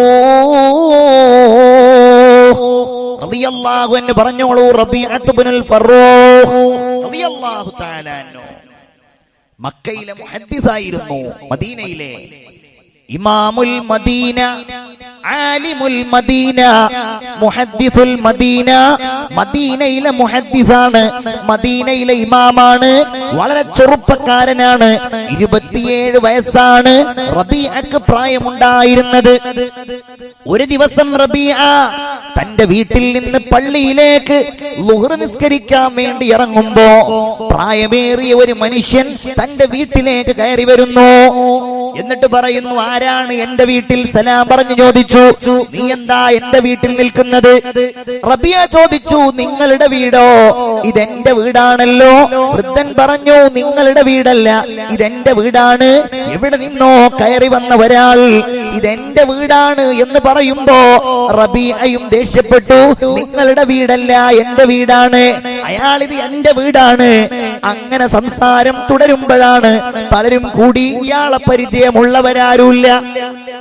വീടിന്റെ ഉള്ളിൽ നിന്ന് റബീഅയുടെ ഉമ്മ കാതോർക്കുകയാണ്. ഉമ്മു റബീഅ, ബഹുമാനപ്പെട്ട റബീഅയുടെ ഉമ്മ കാതോർത്തു. ഇതാരാണ്? അല്ലാ അടുത്തേക്ക് വന്നുകൊണ്ട് പറഞ്ഞു, മോനെ 27 കൊല്ലം മുമ്പ് നിന്നെ ഞാൻ ഗർഭത്തിലായിരിക്കുമ്പോ എന്നോട് യാത്ര പറഞ്ഞ് യുദ്ധത്തിന് വേണ്ടി പോയ നിന്റെ പിതാവായ ഫറൂഖാണ് മോനെ, നിന്റെ ഉപ്പയാണ് മോനെ. മാഷാ അല്ലാഹ്, തന്റെ പിതാവോ? പിതാവിനോട് സലാം പറഞ്ഞ്, പിതാവേ ബാങ്ക് കൊടുത്തു, ഞാൻ പള്ളിയിൽ പോവട്ടെ, വന്നിട്ടുപ്പായെ കാണാം. റബീഅ പള്ളിയിലേക്ക് പോയി. ഫറൂഖ് വീട്ടിലേക്ക് കയറി. തന്റെ ഭാര്യയോട് പുഞ്ചിരിച്ച് സലാം പറഞ്ഞ് അവിടുന്ന് പറഞ്ഞു, പെണ്ണേ, ഞാൻ 27 കൊല്ലം മുമ്പ് സലാം പറഞ്ഞു പോകുമ്പോ നിന്റെ കയ്യിൽ ഞാൻ 20,000 ദീനാറുകൾ തന്നിരുന്നല്ലോ. അതിന്റെ വരവെവിടെയാണ്? അതിന്റെ ചെലവെവിടെയാണ്? ഇത് നമ്മൾ പലപ്പോഴും ചോദിക്കുന്നതാണോ പ്രശ്നം, ചോദിക്കാത്തതാണോ പ്രശ്നം എന്ന് വേണമെങ്കിൽ നിങ്ങൾക്ക് ചർച്ച ചെയ്യാവുന്നതാണ്, അല്ലേ? ഭാര്യ ചോദിക്കാണ്, 1000 റുപ്യ വേണം.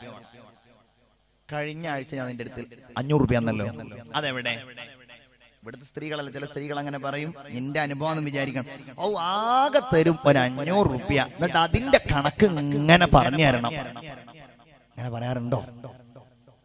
ഇവിടെ ആരോടും പറയാറില്ല കേട്ടോ. നിങ്ങൾ ആരും ഇവരോടൊന്നും അങ്ങനെ പറയാറില്ല എന്നാണ് ഇവരുടെ മൗനത്തിൽ നിന്ന് മനസ്സിലാകുന്നത്. അള്ളാഹു നല്ല സ്നേഹവും സന്തോഷവും അള്ളാഹു താഴെ നിറവേറ്റി തെരുമാറാകട്ടെ. പക്ഷെ അങ്ങനെ പറയണം, അങ്ങനെ പറയണം. അങ്ങനെ പറയാത്തതാ പ്രശ്നം, അല്ലേ? പ്രത്യേകിച്ച് നമ്മുടെ നാടനുഭവിക്കുന്ന വലിയ ഒരു പ്രശ്നം അരക്ഷിതാവസ്ഥയാണ്. അരക്ഷിതാവസ്ഥ ആണ് ഞാൻ പറയുന്നത്, ഹർത്താലും ബന്ധം നടത്തിയിട്ട് ആകെ അരക്ഷിതാവസ്ഥയാണെന്നുള്ളതല്ല പറയുന്നത്. ഓരോ വീട്ടിലും രക്ഷിതാവില്ലാത്ത അവസ്ഥയാണ്. രക്ഷിതാവില്ല. രക്ഷിതാവ് എവിടെ? പിന്നെ ഗൾഫിലാ. പിന്നെ അവിടുത്തെ രക്ഷിതാവ് ആരാ? അമ്മയാണ്, അല്ലെ നിന്റെ ഭാര്യയാണ്. അവരാണെങ്കിൽ ഇടക്കിടക്ക് ഇങ്ങനെ വാട്സപ്പ്, പഴയ പോലെ കത്തൊന്നും അല്ലല്ലോ, ഇടക്കിടക്ക് ഇങ്ങനെ വിടും. അർജന്റായിട്ട് 5000, അർജന്റായിട്ട് 4000, അർജന്റായിട്ട് എല്ലാം അർജന്റാണ്. അർജന്റ് അല്ലാത്ത ഒരു പരിപാടിയില്ല. സാധുക്കള് പൈസ പഴയ പോലെ അയച്ചു കൊടുക്കൊന്നും വേണ്ടല്ലോ, അക്കൗണ്ടിൽ ഇട്ടാൽ മതി. ഒരു ഓട്ടോ വിളിച്ചിട്ട് നേരെ ATM ആയിട്ട് പോയിട്ട് ഇങ്ങനെ കാശ് എടുക്കാണ്. യാ അല്ലാഹ്, വരവുമില്ല ചെലവുമില്ല, തോന്നുന്നത് പോലെ. യാ അല്ലാഹ്, ശ്രദ്ധിക്കണം. ഞാൻ അതിലേക്ക് കടക്കുകയല്ല. റബീഅയുടെ പിതാവ് അപ്പൊ പറഞ്ഞു, അത് ഞാൻ പറഞ്ഞുതരാം നിങ്ങൾക്ക്, അത് ഞാൻ പറഞ്ഞുതരാം. നിങ്ങളിപ്പോ ബാങ്ക് കൊടുത്തല്ലോ, നമ്മളൊന്ന് പള്ളിയിൽ പോയിട്ട് നിസ്കരിച്ചു വരൂ. ചെന്നു, നിസ്കരിച്ചു വന്നു. നിസ്കരിക്കാൻ പോയി. മദീന പള്ളിയുടെ ഏകദേശം പിറകുഭാഗത്താണ് സ്ഥലം കിട്ടിയത്.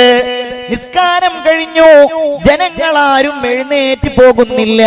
മിഹ്റാബിന്റെ മുമ്പില് ഒരു സുമുഖനായ ചെറുപ്പക്കാരൻ ഹദീസ് പറയുകയാണ്. നല്ല മനോഹരമായ ഭാഷയിൽ അതിന്റെ വ്യാഖ്യാനങ്ങൾ ഇങ്ങനെ പറയാണ്. ഫറൂഖ് ചോദിച്ചു കൂടെ ഇരിക്കുന്നയാളോട്, ഇതാരാ? അപ്പോൾ പറഞ്ഞു, നിങ്ങൾക്കറിയില്ലേ, നിങ്ങൾ ഈ നാട്ടുകാരനല്ലേ? ഹാദാ റബീഅത്ത് ഇബ്നുൽ ഫറൂഖ് ഇമാമുൽ മദീന. മദീനയുടെ ഷാഫിഈയുടെ ഇമാമായ റബീഅത്ത് ഇബ്നുൽ ഫറൂഖാണിത്. ഫറൂഖിന്റെ കണ്ണുകൾ നിറഞ്ഞുപോയി. അവിടെ നിന്ന് എഴുന്നേറ്റ് തന്റെ വീട്ടിലേക്ക് പോയി. ഭാര്യയോട് സലാം പറഞ്ഞവളെ കെട്ടിപ്പിടിച്ചുകൊണ്ട് പറഞ്ഞു, പെണ്ണേ, എനിക്ക് നീ കണക്ക് പറഞ്ഞു തരേണ്ട. കാരണം അതുകൊണ്ട് നേടാവുന്നതിനേക്കാൾ വലിയ നേട്ടമല്ലേ എനിക്ക് നീ തന്നിട്ടുള്ളത്. ദുനിയാവിലും ആഖിറത്തിലും എനിക്ക് ഉപകാരപ്പെടുന്ന എത്രയെത്ര ആളുകളാണ് പൊന്നുമോന്റത് കേൾക്കാനിരിക്കുന്നത്. എനിക്ക് നീ നൽകിയല്ലോ, ഞാൻ ഇല്ലാതിരുന്നിട്ടുമെന്ന് പറഞ്ഞ് ബഹുമാനപ്പെട്ട റബീഅത്ത് ഇബ്നുൽ ഫറൂഖിന്റെ പിതാവ് തന്റെ ഭാര്യയെ അഭിനന്ദിച്ചതായി ചരിത്രത്തിന്റെ ഗ്രന്ഥങ്ങളിൽ നമുക്ക് കാണുവാൻ കഴിയുന്നു. ഇങ്ങനെയാണോ നമ്മൾ ആവേണ്ടത്? അതോ ടാബ് കൊടുത്തയച്ചിട്ട് അവനിപ്പോ ഗെയിമൊക്കെ കളിക്കാൻ പഠിഞ്ഞോ എന്ന് വാട്സപ്പിലൂടെ ചോദിക്കുന്ന വാപ്പാരാണോ നമ്മൾ ആവേണ്ടത് എന്ന് നമ്മൾ ആലോചിച്ചാൽ മതി. ചിന്തിക്കണം, വാങ്ങി വെക്കണം, നിയന്ത്രണം ഏർപ്പെടുത്തണം. അവരുടെ ഹൃദയങ്ങളിൽ പരിശുദ്ധ ഖുർആൻ പതിയേണ്ട കാലത്ത്, നിസ്കാരത്തിന്റെ പ്രാധാന്യം പതിയേണ്ട കാലത്ത്, സുബ്ഹാനല്ലാഹ്, ഇത്തരം വിഷയങ്ങൾ പതിഞ്ഞാൽ ഉത്തരവാദികൾ നമ്മൾ മാത്രമായിരിക്കും. കാരണം അവരിങ്ങനെ ലഘുവിന്റെ പിന്നാലെ പോകും. 7 വയസ്സായ ഇപ്പോൾ ഉള്ളത് അവർക്ക് മതിയാവില്ല. 10 ആയാൽ 15 ആയാൽ 20 ആയാൽ അങ്ങനെ പ്രായം ഇങ്ങനെ ഏറുന്നതിനനുസരിച്ച് അവർക്കൊന്നും മതിയാതെയാകും.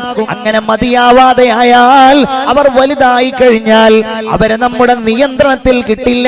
നേരത്തെ ഇവിടെ ബഹുമാന്യരായ പണ്ഡിതന്മാർ സൂചിപ്പിച്ചതുപോലെ തന്നെ നമ്മൾ ഈമാനോടെ ആലോചിക്കേണ്ടവരാണ്. നമ്മൾ എവിടുക്കാ പോകേണ്ടത്? വല്ലാഹു യദ്ഉ ഇലാ ദാരിസ്സലാം, സമാധാനത്തിന്റെ വീട്ടിലേക്കാ പോകേണ്ടത്. ആ സമാധാനത്തിന്റെ പ്രത്യേകത എന്താണ്?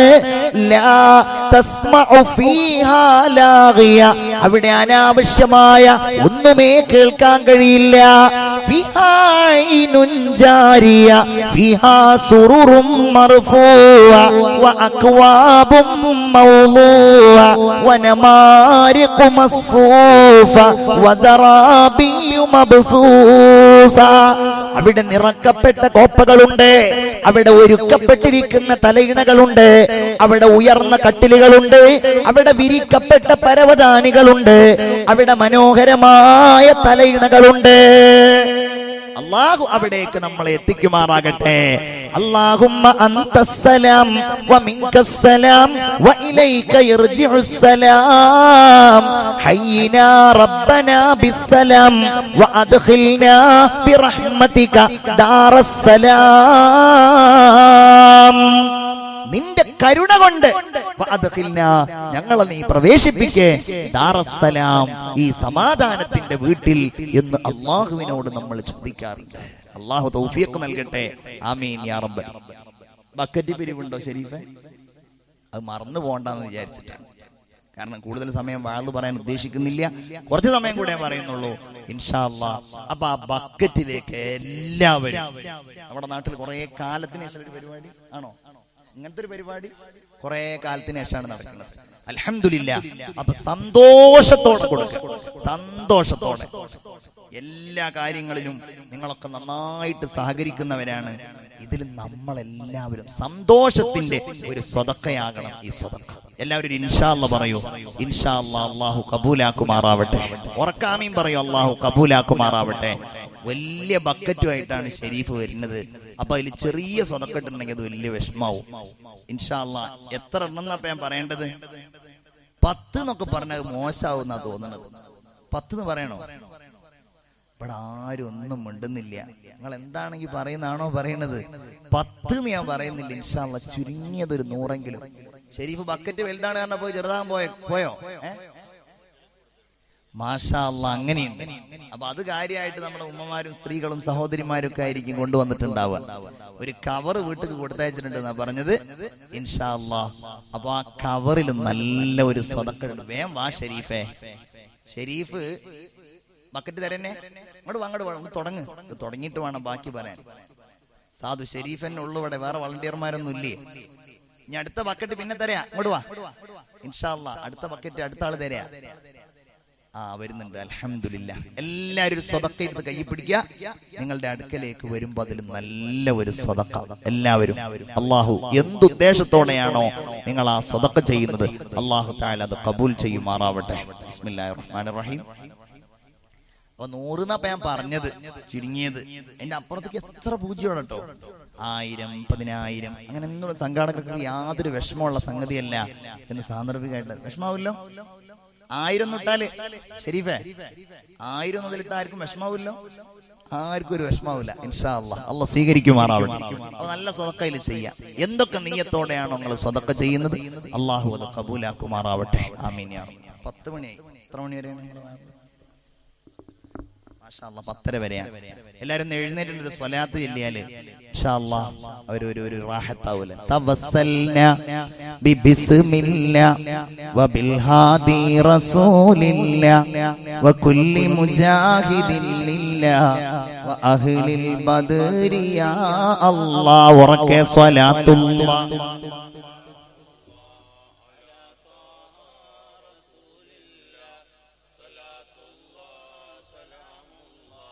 അലാ യാസീൻ ഹബീബില്ലാ.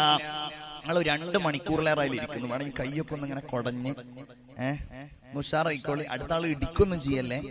ചാടണോ? ചാടുന്നു വേണ്ടല്ലോ. ഇൻഷാ അല്ലാഹ് ഉറക്ക് പോയവര് മാത്രം ഇരുന്നേ. ഉറക്ക് പോയവര് മാത്രം. കുറച്ചാൾക്കാർ നിൽക്കുന്നുണ്ടല്ലോ. എല്ലാവരുടെയും ഉറക്ക് പോയോ? അപ്പൊ അത്ര പണിയുള്ളൂ അതിനല്ലേ. യാ അല്ലാഹ്, അല്ലാഹു ഈ സദസ്സ് കബൂൽ ചെയ്യുമാറാവട്ടെ. അപ്പൊ മുഅ്മിനീങ്ങളെ നമ്മൾ ഗൗരവത്തോടെ ആലോചിക്കുക. ഗെയിമിന്റെ ലോകത്ത് നിന്ന് നമ്മളാരും ആ പണി ചെയ്യുന്നവരല്ല. നമ്മളുടെ മക്കള് അതിൽ നിന്ന് നമ്മൾ അവരെ അകറ്റുക. അത് വേറെ ആരൊക്കെയോ കളിക്കാൻ വേണ്ടിയിട്ടുള്ളതാണ്, നമ്മൾ കളിക്കാനുണ്ടായത്. ഇനി ഞാൻ പറയട്ടെ, ഇന്നമൽ ഹയാത്തുദ് ദുനിയാ ലഅബുൻ വലഹു. അപ്രകാരം വിനോദത്തിന്റെ ഒരു ഉപകരണമാണ് മൊബൈൽ ഫോൺ എന്ന് പറയുന്നത്. അത് സത്യത്തില് മൊബൈൽ ഫോൺ എന്തിനുള്ളതാണ് എന്ന് ചോദിച്ചപ്പോ നമ്മൾ എന്താ പറയാ, വിളിക്കാനുള്ളതാണ്. പക്ഷേ ഇന്നത് വിനോദത്തിന്റെ ഉപകരണമാണ്. അത് മനുഷ്യന്മാരെ എല്ലാ രീതിയിലും അവന്റെ സമയം കളയുന്നു, അവന്റെ ശ്രദ്ധയെ കവർന്നെടുക്കുന്നു. ഉദാഹരണമായിട്ട് ഞങ്ങളോട് പറഞ്ഞു, ഞങ്ങൾ തെറ്റിദ്ധരിക്കരുത്, ഞാൻ ഈ വഅള് പറയുമ്പോ എന്റെ കയ്യിൽ ഫോൺ ഉണ്ട് എന്ന് വിചാരിക്കാം. എനിക്ക് ഇടക്കിടക്ക് എന്താവും, ഒന്നുകിൽ ഫോൺ വരും, ഞാൻ അതല്ലാന്നുണ്ടെങ്കിൽ ഫോൺ വന്നിടോ എന്നുള്ള സംശയം ഉണ്ടാവും, മനസ്സ് അതിലേക്ക്. അതുകൊണ്ട് ഞാൻ എന്തായി, ഇവിടെ വഅളിന് വേണ്ടി ഞാൻ വന്ന ഉടനെ തന്നെ വണ്ടിയിൽ അവിടെ ഫോൺ വെച്ചു. ഇനി പോകുന്ന സമയത്ത് ആരും വിളിച്ച് പറ്റിയ തിരിച്ചു വിളിച്ചു. ഇത് ഞങ്ങളോട് വലിയ ആളായിട്ട് പറയില്ല, നമുക്കിന്നത് സാധ്യമാവില്ല. പൊതുവെ എന്തിനാ പള്ളിക്ക് ഫോൺ കൊണ്ടിരുന്നത്? അർജന്റ് ആയിട്ട് ഇപ്പൊ ആരെങ്കിലും വിളിച്ചാലും ഒരല്പസമയത്ത് സ്വിച്ച് ഓഫ് ചെയ്യാനുള്ള മനസ്സുണ്ടോ? എന്തേ? അതിന്റെ ഒന്നാമത്തെ നമ്മുടെ ദൂഷ്യവശാണ്, നമ്മുടെ എല്ലാ കേന്ദ്രീകൃതമായ ശ്രദ്ധകളെയും മൊബൈൽ ഫോൺ അകറ്റിക്കളയുന്നു എന്നുള്ളത്. മുഅ്മിന്റെ മനസ്സെന്താ? മുഅ്മിന്റെ മനസ്സ് എങ്ങനെയാ? അതാണ് മുഅ്മിന്റെ മനസ്സ്. മുഅ്മിന്റെ മനസ്സെന്താ? അല്ലാഹു അക്ബർ. പിന്നെന്താ? വജ്ജഹ്തു വജ്ഹിയ ലില്ലദീ ഫതറസ് സമാവാതി വൽ അർള് ഹനീഫൻ മുസ്ലിമൻ വമാ അന മിനൽ മുശ്രികീൻ. അല്ലാഹുവേ, മറ്റുള്ള എല്ലാ ചിന്തകളിൽ നിന്നും പരിപൂർണമായും ദീനിലേക്ക് ചാഞ്ഞവനായ രീതിയില് ഞാനിതാ ആകാശഭൂമികളെ പടച്ച അല്ലാഹുവിലേക്ക് എന്റെ സർവത്തെയും ഞാൻ തിരിച്ചിരിക്കുന്നു. മുഖം തിരിച്ചിരിക്കുന്നു മലയാളത്തിൽ പറയാം, പക്ഷേ എന്റെ എല്ലാ അവയവങ്ങളെയും എന്റെ മനസ്സിനെയും ഞാൻ തിരിച്ചിരിക്കുന്നു. അപ്പോഴാണ് ഇവിടുന്ന് നിങ്ങോങ് നിങ്ങോങ് എല്ലാ ശ്രദ്ധയും പോയോ? അതില്ലാതെ തന്നെ പറയണ്ട. അങ്ങനെ ബെല്ലടിക്കാതെ തന്നെ നമ്മളുടെ ശ്രദ്ധയുടെ കാര്യം പറയണ്ട. അതുകൊണ്ടാണല്ലേ അമ്മായിമ്മയോട് മരുമോള് പറഞ്ഞു, കത്തി കാണുന്നില്ലല്ലോ. എന്താ ഉടനടി മറുപടി പറഞ്ഞത്? പഴയ അമ്മായിമ്മയാണ്, പുതിയ അമ്മായിമ്മയല്ല. ഒരു 2 റക്അത്ത് നിസ്കരിച്ചു. അല്ലാഹു അക്ബർ. അല്ലാഹു കിടന്ന് നിസ്കരിച്ചു. ഞാൻ നേരത്തെ അതുകൊണ്ട് ഇങ്ങനെ ഉള്ളി അരിഞ്ഞിരുന്നല്ലോ. ഫാത്തിഹ ഇങ്ങനെ ഓതുന്നുണ്ട്. ഉള്ളി അരിഞ്ഞത്, റുക്കോയിലേക്ക് എത്തിയപ്പോഴേക്ക് തക്കാളി അരിഞ്ഞത്, എഴുതാല് മുരിങ്ങാക്കോൽ അരിഞ്ഞത്, സാമ്പാർ വെക്കാൻ അങ്ങനെ ചെന്ന് എല്ലാം ഇങ്ങനെ അരിഞ്ഞപ്പോഴേക്ക് മീൻ വന്നു. തൽക്കാലം സാമ്പാർ വേണ്ട, അടുത്ത റക്കായത്തിൽ കംപ്ലീറ്റ് മീൻ നന്നാക്കിക്കൊണ്ടിരിക്കുകയാണ്. നന്നാക്കി അങ്ങനെ നന്നാക്കി എല്ലാം കഴിഞ്ഞ് എല്ലാം വരഞ്ഞ് ഞാൻ ആ കത്തിയുമായിട്ട് ഇങ്ങനെ, അപ്പോഴൊക്കെ അത്തഹിയ്യാത്ത് ഇങ്ങനെ ചെല്ലുന്നുണ്ട്, ആ കത്തിയുമായിട്ട് ഞാൻ ഇങ്ങനെ ചെന്ന് ഞാനത് അമ്മയുടെ സൈഡിൽ വെച്ചു. മീന്റെ വെള്ളം ഞാൻ തെങ്ങിന്റെ മൂട്ടിൽ ഒഴിച്ചു. അസ്സലാമു അലൈക്കും വറഹ്മത്തുള്ളാഹി, അസ്സലാമു അലൈക്കും. കത്തി കിട്ടി അമ്മയുടെ ചോട്ടിലുണ്ട്. ഇത്രേ ഉള്ളൂ. ഇതൊന്നും ചെയ്യാതെ തന്നെ അതും കൂടെ ഉണ്ടെങ്കിലോ യാ അല്ലാഹ് പറയും വേണ്ട. ഇതാണ് മുഅ്മിനെ നമ്മുടെ ശ്രദ്ധയാകട്ടിക്കളെ. ഖുർആൻ ഓതുമ്പോ തൊട്ടടുക്കൽ ഈ സാധനം ഉണ്ടെങ്കിൽ ഒരല്പസമയം ഖുർആൻ എത്ര നേരം ഓതാൻ വിചാരിച്ചത് മാറ്റി വെച്ചൂടെ? മുഅ്മിനീങ്ങൾ ചിന്തിക്കുക. ഇതാണ് അവസ്ഥ. എല്ലാ ശ്രദ്ധയെയും മാറ്റിക്കളയുന്നു. ഒന്ന്. രണ്ട്, നമ്മൾ നോക്കുക. അല്ലാഹു പറയുന്നു, മാ യൽഫിദു മിൻ ഖൗലിൻ ഇല്ലാ ലദൈഹി റഖീബുൻ അതീദ്. ഒരാൾ ഒരു വാക്ക് പറയുമ്പോ അവന്റെ കൂടെ വലതുഭാഗത്ത് റഖീബ് എന്ന മലക്കും ഇടതുഭാഗത്ത് അതീദ് എന്ന മലക്കുണ്ട്. ഒരു പണി എന്താ? ചെയ്യണതും പറയണതൊക്കെ ഇങ്ങനെ എഴുതുക. ഞാൻ പറയട്ടെ, നമ്മളുടെയൊക്കെ മൊബൈൽ ഫോണില് സ്റ്റോപ്പ് വാച്ച് എന്ന് പറഞ്ഞ ഒരു ഓപ്ഷൻ ഉണ്ട്. മൊബൈൽ ഫോണില് സ്റ്റോപ്പ് വാച്ച്. അത് കണ്ടോലൊന്ന് പതുക്കെ ഒന്ന് അവരുടെ വിരലൊന്ന് കാണിച്ചാട്ടെ. നിങ്ങൾ ശ്രദ്ധിക്കണ്ടോ ഒന്ന് നോക്കാനാണ്. വിരല് ഞാൻ കാണുന്ന രീതിയിൽ കാണിക്കേ. ഓ, പഴയനൂരാരും കണ്ടു. അൽഹംദുലില്ലാഹ് കണ്ടോരുണ്ട്. ഇല്ലെങ്കിൽ ഒന്ന് മക്കളൊക്കെ ഒന്ന് വാപ്പാർക്കൊക്കെ ഒന്ന് കാണിച്ചു കൊടുക്കണം. Stop watch. അതിങ്ങനെ അതിന്റെ ഓപ്ഷനിൽ ഇങ്ങനെ നോക്കിപ്പോയാൽ കാണും കോൾ ഡ്യൂറേഷൻ എന്ന് പറഞ്ഞൊരു ഓപ്ഷൻ. സ്റ്റോപ്പ് വാച്ച് അല്ല, കോൾ ഡ്യൂറേഷൻ എന്ന് പറഞ്ഞൊരു ഓപ്ഷൻ. സ്റ്റോപ്പ് വാച്ച് ഉണ്ട്, ഞാൻ ഉദ്ദേശിച്ചത് കോൾ ഡ്യൂറേഷൻ ആണ്. സാധനം മാറിപ്പോയി. Call duration. ആ കോൾ ഡ്യൂറേഷൻ ഏതിലാണ് വരിക? അതിന്റെ ടൈമിങ്ങിലാണ് വരിക കോൾ ഡ്യൂറേഷൻ. അതായത് എത്ര സമയം നമ്മൾ വിളിച്ചു. ഞാൻ ഇപ്പൊ അടുത്ത് വേണ്ട എന്റെ ഫോണിൽ തന്നെ നോക്കിയിട്ടുണ്ടെങ്കിൽ ചുരുങ്ങിയത് ഒരു 250 മിനിറ്റ്, ഒരു 250 മണിക്കൂർ. ഒന്ന് നോക്കുന്നുണ്ട്. ഒന്ന് രാത്രി പോയിട്ട് 250 ഹരിക്കണം 24, ഒരു ദിവസം 24 മണിക്കൂറാണല്ലോ എന്ന് പറഞ്ഞാൽ ഈ മൊബൈൽ ഫോണിൽ മാത്രം നമ്മൾ ഇത്ര ദിവസം തുടർച്ചയായി സംസാരിച്ചതുപോലെയാണ് നമ്മുടെ കേൾവിയും നമ്മുടെ മനസ്സും നമ്മുടെ ഹൃദയവും നമ്മുടെ എല്ലാം ഇത്രയധികം ഇതിൽ ഇൻവോൾവ് ചെയ്തിട്ടുണ്ട്. ഒറ്റയ്ക്കിരുന്നൊന്നും ഇങ്ങനെ ആലോചിച്ച് നോക്കുക. അതിലെത്ര ഹക്ക്, എത്ര ബാത്തില് അല്ലേ? പഴയ കാലത്ത് ഒരു നുണ പറയണമെങ്കിൽ എന്ത് ബുദ്ധിമുട്ടിരുന്നു എന്നറിയോ? നിങ്ങൾക്ക് ആർക്കും അത് പരിചയമില്ലാത്തതുകൊണ്ടാണ് അറിയാത്തത്. എനിക്ക് പരിചയമുള്ളതുകൊണ്ടല്ല. പഴയ കാലത്ത് ഒരു 20 കൊല്ലം മുമ്പ് ഒരാൾ നുണ പറയണമെന്ന് വിചാരിക്കുക. എത്ര ഇടങ്ങേറുണ്ട്. ആ നുണ മറക്കരുത്. എന്നിട്ട് ആ നുണ കൽബിൽ ഇങ്ങനെ സൂക്ഷിച്ച് രാവിലെ ഒരു ചായ ആ നുണ പറയാനായിട്ട് കുടിക്കാൻ വേണ്ടിയിട്ട് മക്കാനിയിൽ പോകണം. ചായ ഇങ്ങനെ അടിക്കുന്നതിന്റെ ഇടയിൽ ആ നുണ കൂടെയുള്ള 1 or 2 ആളുകളോട് പറഞ്ഞു. അത് കേട്ടാൽ കേട്ടു, അല്ലെങ്കിൽ കേട്ടില്ല. നുണ പറയണമെങ്കിൽ വലിയ ബുദ്ധിമുട്ടാ. ഞാൻ പറയണ്ടല്ലോ. ഇന്നൊരു നുണ പറയണമെങ്കിലോ, ഇന്നിപ്പോ ഞാൻ ഈ വാഴ പറഞ്ഞൊരു നുണ പറയാൻ ഉദ്ദേശിക്കുന്ന ഒരാളുണ്ട്. അതൊരു 150 ആളെ കേൾപ്പിക്കണം എന്ന് ഉദ്ദേശിക്കുന്നുണ്ടെങ്കിൽ ഒന്ന് അങ്ങോട്ടോ പോയിട്ട് വാട്സപ്പ് ഒന്ന് ഓണാക്കിയിട്ട് പറഞ്ഞാൽ മതി. അല്ലെങ്കിൽ വേണ്ട, ഒരാളോടെ പറയണുള്ളൂ, ഫോണിൽ വെച്ചിട്ട് പറഞ്ഞാൽ മതി. നുണ പറയുക തന്നെ പറയണം. നുണ എല്ലാ പറയണത് നുണയെന്നല്ല ഞാൻ പറയണത്. പക്ഷെ അതിലൂടെ കള്ളങ്ങൾ ധാരാളം. കള്ളങ്ങൾ പറഞ്ഞാല് അത് ഗീബത്താകാം, അത് നമീമത്താകാം. ഇന്ന് എല്ലാ കലഹങ്ങളും നടക്കുന്നത്, എല്ലാ ദുർമാർഗങ്ങളിലേക്കും സമുദായം പോകുന്നത് അതിലൂടെയാണെന്നാണ് മനസ്സിലാകുന്നത്. അതുകൊണ്ട് ഞാൻ അതിനൊരു ഫോർമുല പറഞ്ഞു തരട്ടെ. അത് ഉപയോഗപ്പെടുത്തുമ്പോൾ അള്ളാഹുവിനെ പേടിക്കുക, അള്ളാഹുവിനെ ആലോചിക്കുക. ഫേസ്ബുക്ക് ഉപയോഗിക്കുമ്പോ, വാട്സപ്പ് ഉപയോഗിക്കുമ്പോ അള്ളാഹുവിനെ ആലോചിക്കുക. അത് ഈ പറഞ്ഞതുപോലെ നമ്മുടെ സമയം കൊല്ലുന്ന സാധനമാണ്. വാട്സപ്പ് ഗ്രൂപ്പ് എന്ന് പറഞ്ഞൊരു സാധനമുണ്ട്. വാട്സപ്പ് ഗ്രൂപ്പുകൾ. ഞാൻ ഒരു ഗ്രൂപ്പിലും ഇല്ലാത്ത ആളാണ്. ഞാൻ SKSFന്റെ സജീവം എന്ന് പറഞ്ഞാൽ പോരാ, അതിന്റെ എല്ലാമായ എന്റെ സംഘടനയായിട്ട് കൊണ്ടു നടക്കുന്ന ആളാണ്. എന്നെ ആണെങ്കിൽ ചുരുങ്ങിയത് ഒരു 25 SKSF ഗ്രൂപ്പുകൾ ചേർത്തിട്ടുണ്ടാവും. പക്ഷേ പിന്നെ ചേർത്ത ഉടനെ, കാരണം ഇതിലെങ്ങാനും ചേർന്ന് കഴിഞ്ഞാൽ പിന്നെ ടൈം അതായിരിക്കും. ഇതിൽ ഓരോ പോസ്റ്ററുകൾ വരും. SKSF എന്നല്ല, ഏതും അങ്ങനെയാണ്. വ്യക്തിപരമായിട്ടുള്ള ആ ഒരു സന്ദേശം നൽകുക എന്നുള്ളതല്ലാതെ സ്വീകരിക്കാതിരിക്കാൻ നിങ്ങൾ തീരുമാനിച്ചു നോക്കൂ. നമ്മളുടെ ജീവിതത്തിലെ എത്ര സമയം നമുക്ക് നാഫിയായി കിട്ടുക, സംശയം വേണ്ടതില്. എല്ലാവർക്കും ഒരു ന്യായം. എന്താ ന്യായം? അതുകൊണ്ട് അത് ചെയ്യാം, ഇത് ചെയ്യാം, ഇസ്ലാം ദഅവത്ത് ചെയ്യാം. ദഅവത്തൊക്കെ അവിടെ നടക്കട്ടെ. പക്ഷേ ആ ദഅവത്തിനിടയിൽ എന്റെയും നിങ്ങളുടെയും സമയം അതിലൂടെ നമ്മൾ നഷ്ടപ്പെടുത്താൻ പാടില്ല. ഹബീബായ റസൂലുള്ളാഹി സ്വല്ലല്ലാഹു അലൈഹി വസല്ലമ തങ്ങൾ പറഞ്ഞിട്ടുണ്ടല്ലോ, മനുഷ്യ, നിന്നോട് അല്ലാഹു തആല നിന്റെ ശരീരത്തിന്റെ ഓരോ അവയവങ്ങളെ കുറിച്ചും ചോദിക്കും. കേൾവിയെ കുറിച്ച് ചോദിക്കും, കാഴ്ചയെ കുറിച്ച് ചോദിക്കും.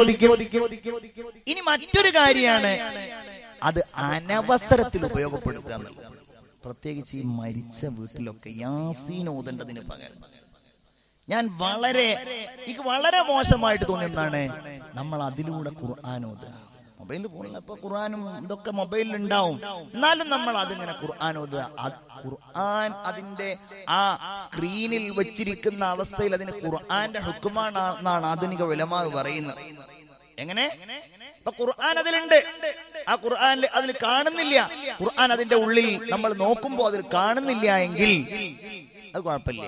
അതുമായിട്ട് ബാത്റൂം പോവാം. നമ്മൾ ആ ഖുർആൻ ഓണാക്കി, ഖുർആനാണ് അതിന്റെ സ്ക്രീനിലുള്ളത്, അല്ലെങ്കിൽ സ്ക്രീൻ സേവർ ആയിട്ടുള്ളത്, അതല്ലെങ്കിൽ ഖുർആൻ ഓതാൻ വേണ്ടി എടുത്തതാണ്. അത് തൊടണമെങ്കിൽ ഒതു വേണം. ഒന്നില്ലാതെ നമ്മൾ നോക്കാൻ പാടില്ല, തൊടാൻ പാടില്ല എന്നാണ് ആധുനിക ഉലമാ പറയുന്നത്. നമ്മൾ ശ്രദ്ധിക്കാറുണ്ടോ? വളരെ ഗൗരവത്തോടെ നമ്മൾ ആലോചിക്കുക. ഇതൊക്കെ നന്മക്ക് വേണ്ടി ഉപയോഗപ്പെടുത്തിയാൽ അൽഹംദുലില്ലാ. ഇനിയിപ്പോ അതിലൂടെ ഉണ്ടാകുന്ന ദുരന്തങ്ങളെ കുറിച്ചും കഷ്ടപ്പാടുകളെ കുറിച്ചും അതിലൂടെ ഉണ്ടാകുന്ന പ്രശ്നങ്ങളെ കുറിച്ചും ഒന്നും ഞാൻ ഈ സന്ദർഭത്തിൽ സംസാരിക്കാൻ ആഗ്രഹിക്കുന്നില്ല. ഒരു കാര്യം മാത്രമേ പറയുന്നുള്ളൂ, നമ്മളൊക്കെ സമ്പൂർണ്ണ മുഅ്മിനീങ്ങളായിട്ട് ജീവിക്കാൻ ശ്രമിക്കുക. അല്ലേ? ഈ വാട്സപ്പിന്റെയും ഫേസ്ബുക്കിന്റെയും ഒക്കെ ലോകത്ത് നമുക്ക് ഒരുപാട് സൗഹൃദങ്ങൾ അതിലുണ്ട്. വാട്സപ്പിലുണ്ട് സൗഹൃദങ്ങള്, ഫ്രണ്ട്സ് ഉണ്ട്, ഫേസ്ബുക്കിലുണ്ട്. അത് നമ്മുടെ ദീനിനെ തെറ്റിക്കുന്നവരാവാൻ പാടില്ല, മനസ്സിൽ സംശയങ്ങൾ ഉണ്ടാക്കുന്നവരാകാൻ പാടില്ല. അവിടെ ആവരുത് നമ്മുടെ ദീൻ പഠിക്കൽ, അതിലൂടെ ആവരുത് നമ്മുടെ ദീനിന്റെ അന്വേഷണം. അതിന് പള്ളികളിൽ ഉസ്താദുമാരുണ്ട്, നമുക്ക് പരിചയമുള്ള ആലിമീങ്ങളുണ്ട്. അവരിൽ നിന്ന് ദീന് പഠിക്കാതെ ഇന്റർനെറ്റിലൂടെയും വാട്സപ്പിലൂടെയും ഫേസ്ബുക്കിലൂടെയും ഓരോ സൂക്ഷ്മമായ കാര്യങ്ങളുടെയും അന്വേഷണം നടത്തി അങ്ങനെ നമ്മൾ ദീൻ പഠിക്കാൻ ശ്രമിച്ചാൽ പിഴവും നഷ്ടവും മാത്രമായിരിക്കും. പ്രിയപ്പെട്ടവരെ, നമ്മുടെ ലക്ഷ്യം ഒന്ന് മാത്രമാകണം. ബിസ്മില്ലാഹിർ റഹ്മാനിർ റഹീം. യാ അയ്യുഹല്ലദീന ആമനുത്തഖുല്ലാഹ്. അല്ലയോ സത്യവിശ്വാസികളെ, നിങ്ങൾ അല്ലാഹനെ സൂക്ഷിക്കണം. എന്നിട്ട് അല്ലാഹ് പറയാണ്, വൽ തൻദുർ നഫ്സും മാ ഖദ്ദമത് ലിഗദ്. നാളേക്ക് വേണ്ടി എന്ത് ചെയ്തുവെന്ന് ഓരോരുത്തരും നോക്കട്ടെ.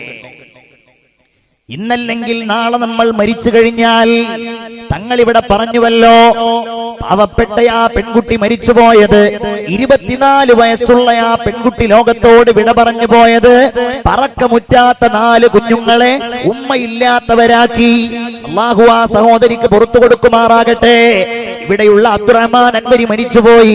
ചെറുപ്പക്കാരനായിരുന്നു, എപ്പോഴും പുഞ്ചിരിയോടുകൂടെ നടക്കുന്ന ആളായിരുന്നുവെന്ന് ബഹുമാനപ്പെട്ട തങ്ങൾ എന്നോട് പറഞ്ഞു. മോമിനീങ്ങളെ, അങ്ങനെ ഒരവസ്ഥ എങ്ങനെയാണ് നമ്മൾ മറന്നു പോവുക? ഈ വാള് അതിനു വേണ്ടിയുള്ളതാണ്. നാളേക്ക് വേണ്ടി നമ്മൾ ജീവിക്കണം, ദീനിനു വേണ്ടി പ്രവർത്തിക്കുന്നവരാകണം, ഈ സംഘടനയെ ശക്തിപ്പെടുത്തുന്നവരാകണം, സമസ്ത ഇവിടെ പ്രവർത്തകന്മാരാകണം. ഇത് ദീനിനു വേണ്ടിയുള്ള സംഘടനയാണ്. ഇത് അല്ലാഹ് അള്ളാഹുവിന്റെ പരിശുദ്ധ ദീനിന്റെ വളർച്ചയ്ക്ക് വേണ്ടിയുള്ള പ്രസ്ഥാനമാണ്. ഈ പ്രസ്ഥാനം ഈ നാട്ടിൽ നിങ്ങൾ വളർത്തിക്കഴിഞ്ഞാൽ, ഇതിന്റെ പ്രവർത്തനങ്ങൾ നിങ്ങൾ സജീവമാക്കിയാൽ ഇൻഷാ അല്ലാഹ് എത്രയോ ഗുണഫലങ്ങൾ അതുകൊണ്ടുണ്ടാകുമെന്ന് മാത്രമല്ല, ഉന്നതമായ ഒരു പാരമ്പര്യത്തിലേക്ക് ഈ നാട്ടിലെ പുതിയ തലമുറ കണ്ണി ചേർക്കപ്പെട്ടവരായി മാറും. ഒരു സംശയവും ആ കാര്യത്തിലില്ല. അവർ പിഴവിന്റെ വഴിയിലൂടെ പോവില്ല, അവർ അരാജകത്വത്തിലേക്ക് നടക്കുകയില്ല, അവർ തെമ്മാടിത്തത്തിന്റെ വഴി സ്വീകരിക്കുകയില്ല. സമസ്തയുടെയും അതിന്റെ പോഷക ഘടകങ്ങളുടെയും പ്രവർത്തകന്മാരായാൽ ഇൻഷാ അല്ലാഹ് മഹല്ല് കമ്മിറ്റിയുടെ നേതൃത്വത്തിൽ സമസ്തയുടെ പ്രവർത്തനങ്ങൾ നിങ്ങൾ ശക്തിപ്പെടുത്തണം. SKSSFന്റെ പ്രവർത്തനങ്ങൾ നിങ്ങൾ ശക്തിപ്പെടുത്തണം. എന്തേ വൽതൻളുർ നഫ്സും മാ ഖദ്ദമത് ലിഗദ്. പടച്ചോനെ, ഞാൻ നാളേക്ക് എന്താ ചെയ്തത്? നാളേക്കുള്ള ഭക്ഷണം റെഡിയാണ്, നാളേക്കുള്ള താമസ സൗകര്യം റെഡിയാണ്, നാളേക്കുള്ള വസ്ത്രങ്ങളും റെഡിയാണ്, എല്ലാം തയ്യാറാണ്. തമ്പുരാനേ, ആ നാളെ നിന്റെ അടുക്കലാണ് എങ്കിൽ എന്താണ് എന്റെ അടുക്കലുള്ളത്? അല്ലേ നമ്മൾ ചിന്തിക്കുക. ഒരുങ്ങിയിട്ടുണ്ടോ? ഒരുങ്ങുക, നാളേക്ക് വേണ്ടി ഒരുങ്ങുക, നന്നാവാൻ തീരുമാനിക്കുക, ഹറാമിനെ കൈയൊഴിക്കുക. ഞാനിനി ഹറാമായ കളികൾ കാണില്ല. നേരത്തെ ഞാൻ പറഞ്ഞ ആ ആയത്ത് അവസാനിപ്പിച്ചുകൊണ്ട് ഞാനിത് പറയാം. ഇന്നമൽ ഹയാത്തുദ് ദുനിയ ലഇബുൻ വലഹുൻ വസീനത്തുൻ. ഐഹിക ലോകം എന്ന് പറയുന്നത് ഭംഗിയാക്കലാണ്. വതഫാഖുറും ബൈനകും, നിങ്ങൾക്കിടയിലുള്ള പെരുമ നടിക്കലാണ്. വതകാസുറും ഫിൽ അംവാലി വൽ ഔലാദ്. പ്രായമേറിയ ആളുകളുടെ സ്വഭാവം എങ്ങനെയാണ്? അവർ അവരുടെ മക്കളെ കുറിച്ചും അവരുടെ സമ്പത്തുകളെ കുറിച്ചും പെരുമ കാണിക്കുന്നവരുമാണ്. ഇതാണ് ദുനിയാവ് എന്ന് പറഞ്ഞാൽ.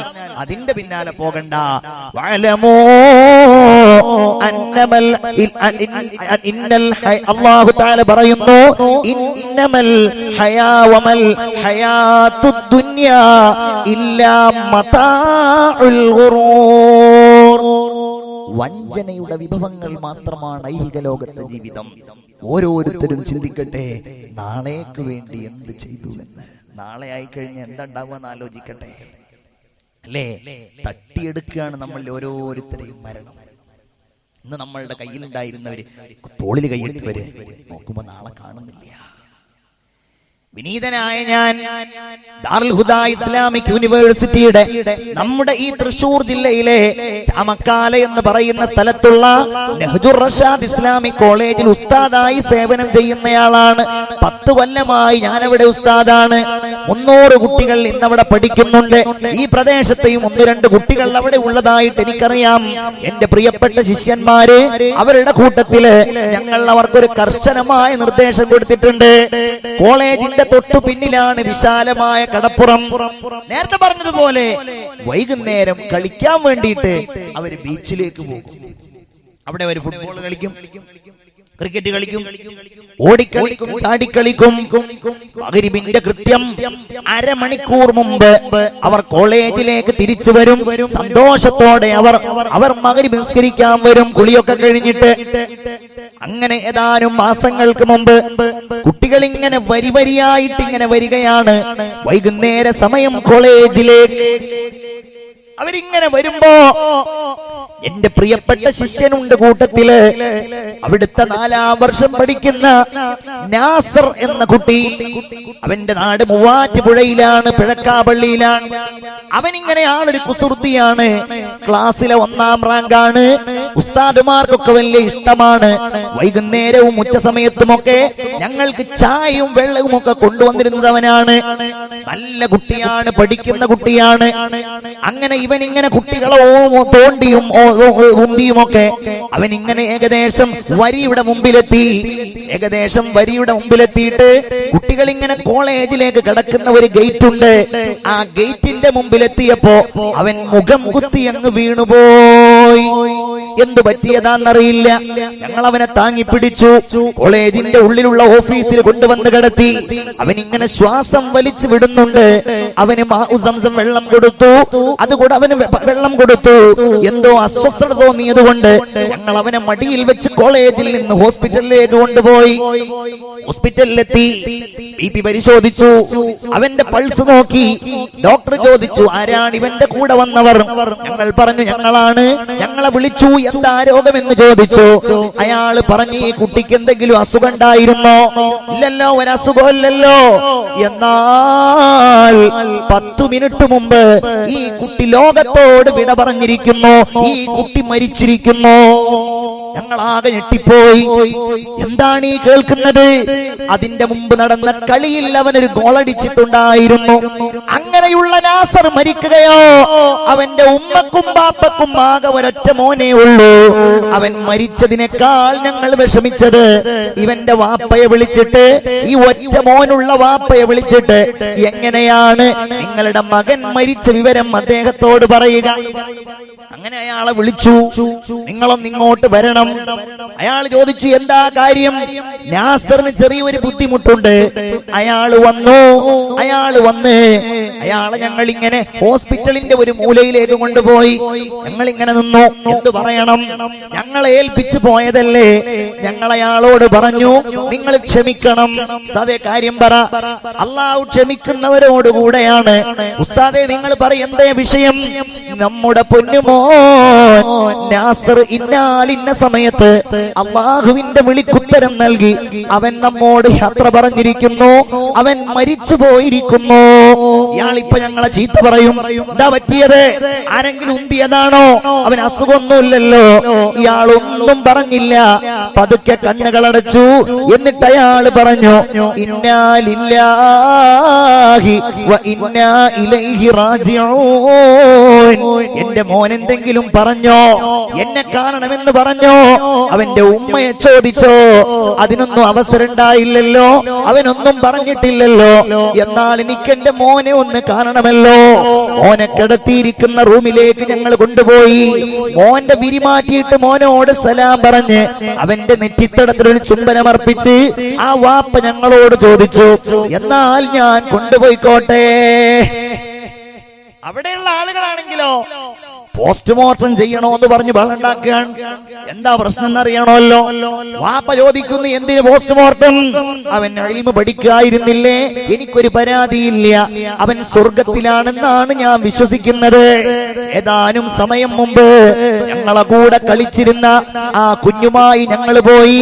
അവന്റെ വീട്ടിലേക്ക് പോയി. അവനെ കഫൻ ചെയ്ത് കുളിപ്പിച്ച് ദുആ ചെയ്ത് ഖബറിലേക്ക് ഇറക്കി വെക്കുമ്പോ അവന്റെ കൂടെ പഠിക്കുന്ന മക്കളൊക്കെ പൊട്ടിക്കരയുന്നുണ്ട്. 3 പിടി മണ്ണ് വാരി ആ ഖബറിലേക്ക് എറിഞ്ഞ് മീസാൻ കല്ലുകൾ വെച്ചിട്ട് വാപ്പ പറഞ്ഞു, തൽഖീൻ ഞാൻ ചൊല്ലിക്കൊടുത്തോളാം. ഞങ്ങൾ പറഞ്ഞു, വേണ്ട, ഞങ്ങൾ ചൊല്ലിക്കൊടുത്തോളാം. വാപ്പ ജീവിച്ചിരിക്കുന്ന ഒരു മനുഷ്യന്, ഒരു മോന് എങ്ങനെയാണോ ചൊല്ലിക്കൊടുക്കുന്നത്, അതുപോലെ ഞങ്ങൾക്ക് അനുഭവപ്പെട്ടു. പൊന്നുമോനെ, ഞങ്ങൾ ഇവിടെ നിന്ന് പോയാൽ എന്റെ അടുക്കലേക്ക് 2 മലക്കുകൾ വരുമെടാ. അവർ നിന്നെ എഴുന്നേൽപ്പിച്ചിരുത്തുമെടാ. നിന്നോടവർ ചോദിക്കും, നിന്റെ റബ്ബാരാൻ, നിന്റെ നബി ഏതാണ്, നിന്റെ ഇമാം ഏതാണ്? മോനെ, നീ നല്ല നാവോടെ, നല്ല വചനത്തോടെ നീ പറയണം, അല്ലാഹു റബ്ബി വ മുഹമ്മദുൻ നബി വൽ ഖുർആനു ഇമാമി. അത് കണ്ടു നിന്നവരുടെ കണ്ണുകൾ നിറഞ്ഞുപോയി. ഇത്രയേ ഉള്ളൂ. അതിന് പ്രായമില്ല, അതിന് സമയമില്ല. ഒരാളെയും അത് വകവെക്കില്ല. സമയമായാൽ പിന്നെ ഒരു നിമിഷം പോലും അവിടെ പിന്തിപ്പിക്കപ്പെടുകയുമില്ല. ഈ ഒരു ഓർമ്മയിലൂടെ എന്റെ പ്രിയപ്പെട്ട വിശ്വാസികളെ, നമ്മളൊക്കെ അള്ളാഹുവിലേക്ക് അടുത്ത് ജീവിക്കുക, നല്ല സമൂഹമായിട്ട് നമ്മൾ മാറുക. അള്ളാഹു തൗഫീഖ് നൽകുമാറാകട്ടെ. എല്ലാവരും ഒന്ന് കൈയർത്തി പിടിക്കൂ. അള്ളാഹു തൗഫീഖ് നൽകുമാറാകട്ടെ. അള്ളാഹുവേ, ഞങ്ങളെ നീ സ്വീകരിക്കണേ റഹ്മാനെ. നീ ഞങ്ങളിൽ ബറക്കത്ത് നൽകണേ അല്ലാഹ്, തഖ്വ നൽകണേ അല്ലാഹ്. ഞങ്ങളെ നീ സ്വീകരിക്കണേ അല്ലാഹ്. ഈ മജ്ലിസിൽ വെച്ച്, ഈ സദസ്സിൽ നിന്ന്, ഈ സംരംഭത്തിലേക്ക്, ഈ മജ്ലിസുന്നൂറിലേക്ക് ആരൊക്കെയാണോ റബ്ബേ സ്വതക്ക വാഗ്ദാനം ചെയ്യുന്നത്, അവരുടെ ഖൽബിന്റെ ഉള്ളിലുള്ള നിയ്യത്ത് എന്താണെങ്കിലും നീ അത് നിറവേറ്റണേ റഹ്മാനെ. ഉറക്കാമീൻ പറയൂ, നീ നിറവേറ്റണേ അല്ലാ. ആ സ്വതക്ക പറയുമ്പോ, അതിനു വേണ്ടി എഴുന്നേറ്റ് നിൽക്കുമ്പോ അവരുടെ മനസ്സിന്റെ ഉള്ളിൽ എന്തുദ്ദേശമാണെങ്കിലും ഈ സദസ്സിന്റെ ബറക്കത്ത് കൊണ്ട് ആ മുറാദ് നീ ഹാസിലാക്കണേ അല്ലാ. ഹജ്ജ് ചെയ്യാൻ ആഗ്രഹിച്ച് സ്വതക്ക ചെയ്യുന്നവർക്ക് നീ അതിന് തൗഫീഖ് നൽകണേ അല്ലാ. രോഗം ചെയ്യാൻ ആഗ്രഹിക്കുന്നവർക്ക് നീ അത് കൊടുക്കണേ അല്ലാ. മരണപ്പെട്ടു പോയവരുടെ പേരിൽ തരുന്നവർക്ക് നീ അത് കൊടുക്കണേ അല്ലാ. ആമീൻ യാ റബ്ബൽ ആലമീൻ. ഇൻഷാ അല്ലാഹ് കഴിയുന്നവരൊക്കെ അതിന് തയ്യാറാകണം. ആദ്യത്തെ 1, 2, 3, 4, 5, 6 ആളുകൾക്ക്, ആദ്യത്തെ 6 ആളുകൾക്ക് ഇൻഷാ അല്ലാഹ് 6 ആളുകൾക്ക് ഇവിടുന്ന് ഒരു സമ്മാനം കൊടുക്കാം. നിങ്ങൾ ആരൊക്കെയാണത് ഏറ്റുവാങ്ങാന്നാണ് അറിയേണ്ടത്. 3313 രൂപ ഇതിലേക്ക് തരാൻ തയ്യാറുള്ള ആദ്യത്തെ ആളാരാണ്? നല്ല ഒരു നിയ്യത്തോടെ ഒന്ന് എഴുന്നേറ്റ് നിൽക്കൂ. ഇൻഷാ അല്ലാഹ് അള്ളാഹു ഈ തേനിന് അള്ളാഹു നേരത്തെ തന്നെ ശിഫ നിശ്ചയിച്ചിട്ടുണ്ട്. ഇവിടെ നിന്നത് കൊണ്ടുപോയാൽ ഉറപ്പായിട്ടും ഇൻഷാ അല്ലാഹ് വീട്ടിൽ സൂക്ഷിച്ചാൽ, നമ്മൾ മക്കൾക്ക് കൊടുത്താൽ, രോഗികൾക്ക് കൊടുത്താൽ അള്ളാഹു അതിന് പ്രതിഫലം തരും ഇൻഷാ അല്ലാഹ്. ആരാണെന്ന് ആദ്യമായിട്ട് 3313 ഒന്ന് എഴുന്നേറ്റ് നിൽക്കാൻ ആരെങ്കിലും തയ്യാറുണ്ടോ? ഒരാള് ഒന്ന് എഴുന്നേറ്റ് നിൽക്കും. അൽഹംദുലില്ലാഹ്. ഈ പാവം നമ്മുടെ ഷെരീഫ് മാത്രമേ വളണ്ടിയർ ഉള്ളൂ. എവിടെ കുട്ടികളോട് വരട്ടെ. ഇത് എന്റെ കയ്യിൽ നിന്ന് വാങ്ങിയിട്ട് അവിടെ എത്തിക്കാന്നുള്ളൊരു കടമ നിങ്ങൾ നിർവഹിക്കണമല്ലോ. നിങ്ങൾ പിന്നെ പോയി നിന്നാ പോരാ. അങ്ങോട്ട് വരി, 2-3 ആളുകൾ ഇത് കൈമാറി എങ്ങനെ പോയാൽ മതി. ബിസ്മില്ല. എല്ലാരും ഒന്ന് എഴുന്നേറ്റ് നിന്നേ. കണ്ടോ എല്ലാരും. യാ നബി സലാം അലൈക്കും, യാ റസൂൽ സലാം അലൈക്കും, യാ ഹബീബ് സലാം അലൈക്കും, സലവാത്തുല്ലാഹ് അലൈക്കും. ഒന്ന് കൈയുയർത്തി പിടിക്കൂ. അല്ലാഹുവേ, ആ സ്വതക്ക നീ സ്വീകരിക്കണേ റഹ്മാനേ. ആ ഉദ്ദേശങ്ങൾ നീ നിറവേറ്റണേ അല്ലാ. കുടുംബത്തിൽ നീ ബറക്കത്ത് ചെയ്യണേ റബ്ബേ. ആ ചെറുപ്പക്കാരന്റെ മക്കളിൽ നീ ബറക്കത്ത് ചെയ്യണേ അല്ലാ. ആ ചെറുപ്പക്കാരന്റെ മരണപ്പെട്ടു പോയ ആരെങ്കിലും ഉണ്ടെങ്കിൽ അവരുടെ ഖബറിലേക്ക് ഈ സ്വതക്ക നീ എത്തിക്കണേ തമ്പുരാനെ. ഉറക്കാമീൻ പറയൂ. നിങ്ങളുടെ ആമീന് വേണ്ടിയിട്ടാണ് അയാൾ തന്നിരിക്കുന്നത് തമ്പുരാനെ. ആ ചെറുപ്പക്കാരന് ഹജ്ജ് ചെയ്യാനുള്ള അവസരം കൊടുക്കണേ അല്ലാ. ആമീൻ പറയൂ. നീ കൊടുക്കണേ അല്ലാ. മജ്ലിസുന്നൂറിന്റെ ബറക്കത്ത് കൊണ്ട് ഇതിൽ നിന്ന് സ്വതക്ക കൊണ്ടുപോകുന്നവർക്ക്, ഈ സാധനം കൊണ്ടുപോകുന്നവർക്ക് ഹജ്ജിനുള്ള തൗഫീഖ് നീ കൊടുക്കണേ തമ്പുരാനെ. രണ്ടാമത്തെ ആൾ ഇൻഷാ അല്ലാഹ്. രണ്ടാമത്തെ ആളൊന്ന് എഴുന്നേറ്റ് നിൽക്കും. 3000. അൽഹംദുലില്ലാഹ്. രണ്ടാമത്തെ ആൾ ഉറക്ക സ്വലാത്ത്.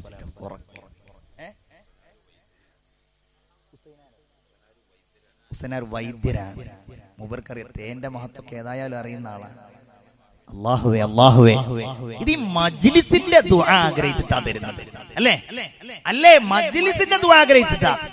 എല്ലാവരും സ്വലാത്ത് ചൊല്ലൂ. സല്ലല്ലാഹു അലാ മുഹമ്മദ് സല്ലല്ലാഹു അലൈഹി വസല്ലം. അല്ലാഹുവേ, എത്രയോ ആളുകൾക്ക് ചികിത്സ പറഞ്ഞു കൊടുത്ത കുടുംബമാണ് തമ്പുരാനേ. ആ സ്വതക്കയുടെ ബറക്കത്ത് കൊണ്ട് എല്ലാ രോഗങ്ങൾക്കും നീ ശമനം നൽകണേ അല്ലാ. ആ കുടുംബത്തിന്റെ വൈദ്യ പാരമ്പര്യത്തിൽ നീ ബറക്കത്ത് നൽകണേ അല്ലാ. ഹജ്ജിന് പോകാനുള്ള തൗഫീഖ് കുടുംബസമേതം നീ കൊടുക്കണേ അല്ലാ തമ്പുരാനേ. റബ്ബേ, മരണപ്പെട്ടു പോയ ആരുടെയെങ്കിലും പേരിലാണെങ്കിൽ അവരുടെ ഖബർ നീ വിശാലമാക്കണേ അല്ലാ. നല്ല നിയ്യത്തോടെ ഇൻഷാ അല്ലാഹ്. മൂന്നാമത്തെ ആളാരാ എഴുന്നേറ്റ് നിൽക്കുന്നത്? 3313. മൂന്നാമത്തെ ആളാരാ? വേഗം ഇൻഷാ അല്ലാഹ്. ആരാണ് മൂന്നാമത്തെ ആൾ? ആരാളുള്ളത്? വേഗം ഒന്ന് എഴുന്നേറ്റ് നിൽക്കൂ. ഇൻഷാ അല്ലാഹ്. കഴിഞ്ഞോ? ഉണ്ടാവുമല്ലോ. നല്ല അൽഹംദുലില്ലാ. പടച്ചോനെ, എന്തൊരാവേശത്തോടെയാണ്, എന്തൊരാവേശത്തോടെയാണ്. എല്ലാരും ആമീൻ പറയും. എല്ലാരും ആമീൻ പറയും. നമ്മൾ ആവേശത്തിന് പകരം കൊടുക്കണം. അല്ലാഹുവേ, അല്ലാഹുവേ, ആ ചെറുപ്പക്കാരന്റെ ജോലിയിൽ നീ ഖൈർ നൽകണേ റഹ്മാനെ. നിങ്ങളൊക്കെ കൈയുയർത്തി പിടിച്ചാമീൻ പറയാ. ജോലിയിൽ നീ ഖൈർ നൽകണേ അല്ലാ. ഈ സദസ്സിന്റെ ഉള്ളിൽ നിന്ന് എഴുന്നേറ്റ് നിൽക്കാൻ തൗഫീഖ് നൽകിയ ആ ചെറുപ്പക്കാരന്റെ കുടുംബത്തിൽ നീ ബറക്കത്ത് ചെയ്യണേ അല്ലാ. ഭാര്യ സന്താനങ്ങളിൽ ബറക്കത്ത് നൽകണേ അല്ലാ. ഖൈർ ഏറ്റിക്കൊടുക്കണേ തമ്പുരാനെ. മുറാദ് ഹാസിലാക്കി കൊടുക്കണേ അല്ലാ. ഇത് തേനം തന്നെയാണോ? ഇത് തേനല്ലല്ലോ, ഇത് നെയ്യാണ്. ഇൻഷാ അല്ലാഹ് 3313 നാലാമത്തെ ആളാരാ? ഇതൊരു സമ്മാനം തരികയാണ്. സ്വതക്ക ചെയ്യുന്നവർക്കുള്ളൊരു സമ്മാനം. ആരാണത്? നാലാമത്തെ ആൾ. വേഗം എഴുന്നേറ്റ് നിൽക്കൂ. നാലാമതും അതുപോലെ ആവേശത്തില് ഇൻഷാ അല്ലാഹ് ആരെങ്കിലും ഉണ്ടെങ്കിൽ വേണിട്ട് നിൽക്കി. ഇൻഷാ അല്ലാഹ്. അല്ലാഹുവേ നീ തൗഫീഖ് കൊടുക്ക റഹ്മാനെ. ആരുള്ളത് നാലാമത്തെ ആള്? ഇല്ലേ? ഉണ്ടാവുമല്ലോ. ഉണ്ടെങ്കിൽ വേണിട്ട് നിൽക്കുക. അല്ലാഹുവേ ആരാണ് ആ നാലാമത്തെ ആൾ? ഉണ്ടോ? സഹോദരിമാരെ, നിങ്ങൾ ആരെങ്കിലും ഉണ്ടോ? ഒന്ന് എഴുന്നേറ്റ് നിൽക്കാൻ പറ്റിയവര്? 3313 ആരെങ്കിലും ഉണ്ടെങ്കിൽ വേണിട്ട് നിൽക്കി. അവിടെ എഴുന്നേറ്റ് നിൽക്കുന്നുണ്ടോ എന്നൊരു സംശയം ഉണ്ടോ? ഇൻഷാ അല്ലാഹ് ആരെങ്കിലും ഉണ്ടോ? ഉണ്ടെങ്കിൽ ഒന്ന് കൈപൊക്കൂ. 3313 ഉണ്ടോ? ഇനി വെറുതെ ഇപ്പോ മൂരി വലിയാൻ വേണ്ടിയിട്ട് ആരും ഇപ്പൊ കൈവെക്കണ്ട. ഞാൻ സ്വലാത്ത് ഇല്ല, പിന്നെ അവരും കുടുങ്ങും. ഇൻഷാ അല്ലാഹ് ആരെങ്കിലും ഉണ്ടെങ്കിൽ വേം പറ. ഇൻഷാ അല്ലാഹ് ആരെങ്കിലും ഉണ്ടോ? ഇല്ലേ? ആരുമില്ല. സ്ത്രീകളുടെ കൂട്ടത്തിൽ ആരെങ്കിലും ഉണ്ടോ? ഇൻഷാ അല്ലാഹ് എന്നാല് നമ്മൾക്ക് അവസാനിപ്പിക്കാം. അല്ലാഹു ബറക്കത്ത് നൽകട്ടെ. റബ്ബേ, ഇബ്രാഹിം അൻവരിയുടെ എല്ലാ കാര്യങ്ങളിലും നീ ഖൈർ നൽകണേ തമ്പുരാനെ. കുടുംബത്തിൽ ബറക്കത്ത് നൽകണേ അല്ലാഹ്. സംരംഭങ്ങളിൽ ഖൈർ നൽകണേ റഹ്മാനെ. ആരോഗ്യവും ആഫിയത്തും നീ ഏറ്റിക്കൊടുക്കണേ അല്ലാഹ്. പ്രവർത്തനങ്ങളിൽ ഇഖ്ലാസും, പ്രവർത്തനങ്ങളിൽ നീ നിന്റെ എല്ലാ നസ്റും നൽകണേ തമ്പുരാനെ. ആമീൻ യാ റബ്ബൽ ആലമീൻ. ഈ രണ്ടും കൂടി ഏറ്റെടുക്കാൻ പറ്റിയ ആളുണ്ടാവില്ല. നാലാമത്തെ ആൾ ഒന്നുകൂടി ചോദിച്ചു നോക്കട്ടെ. നാലാമത്തെ ഒരു അഞ്ചാമത്തെ രണ്ടാളും കൂടെ ഉണ്ടാവോ? നാലാമത്തല്ല, അഞ്ചാമത്തെയും ആറാമത്തെയും ആള് ഒരു രണ്ടാളും കൂടെ ഉണ്ടെങ്കിൽ അൽഹംദുലില്ലാ വലിയ ഖൈറായി. എന്നാ പിന്നെ അതൊരു വിഷമില്ലാതെ നമുക്ക് പോവാം. അൽഹംദുലില്ലാ. ഖൂലൂ തക്ബീർ. ഉറക്ക തക്ബീറല്ലേ നമ്മളുടെ മുറാദ് ഹാസിലാവാൻ. ഖൂലൂ തക്ബീർ. തക്ബീറിന്റെ കാരണക്കാരനായ ആ സഹോദരന്റെ ഹൃദയം നീ ഈമാൻ കൊണ്ട് വെളിച്ചമാക്കണേ അല്ലാഹ്. റബ്ബേ, ആ വീട്ടിൽ എന്തെങ്കിലും ഇല്ലാതിരിക്കട്ടെ. ഉണ്ടായാൽ ഈ സാധനം കൊണ്ട് നീ ശിഫാ നൽകണേ റഹ്മാനെ. റബ്ബേ, മജ്ലിസുന്നൂറിൽ വെച്ചിട്ട് സ്വതക്ക ചെയ്തു എന്നുള്ളത് കൊണ്ട് ആ സഹോദരന് നീ ഹജ്ജിനുള്ള തൗഫീഖ് നൽകണേ അല്ലാഹ്. അവസാനത്തേത് 3313 ഒരാള് ഒന്ന് അവസാനായിട്ട് ഇതും കൂടി ഒന്നുകൂടെ ഏറ്റെടുത്തേ. എന്നാ അതോടെ നിർത്തി ഞാൻ ആ 3313 ഇൻഷാ അല്ലാഹ്. ഒരാളൊന്ന് അൽഹംദുലില്ലാ. ഖൂലൂ തക്ബീർ. സന്തോഷായി അൽഹംദുലില്ലാ. ഹനീഫ ഹാജിയാണ്. അല്ലാഹ് ഷരീഫിന്റെ വാപ്പയെന്നാ പറഞ്ഞത്. ഇൻഷാ അല്ലാഹ് അല്ലാഹു ബറക്കത്ത് നൽകട്ടെ. അല്ലാഹു ആ പിതാവിന്റെ എല്ലാ കാര്യങ്ങളിലും ഖൈർ നൽകുമാറാവട്ടെ. അല്ലാഹു ഉദ്ദേശങ്ങൾ നിറവേറ്റി കൊടുക്കട്ടെ. കുടുംബത്തിൽ അല്ലാഹു ബറക്കത്ത് നൽകുമാറാവട്ടെ. ഇൻഷാ അല്ലാഹ്. ഇനിയിപ്പോ നമ്മളൊക്കെ ഇനി സാധനങ്ങളൊന്നും ഇവിടെ തരാനില്ല.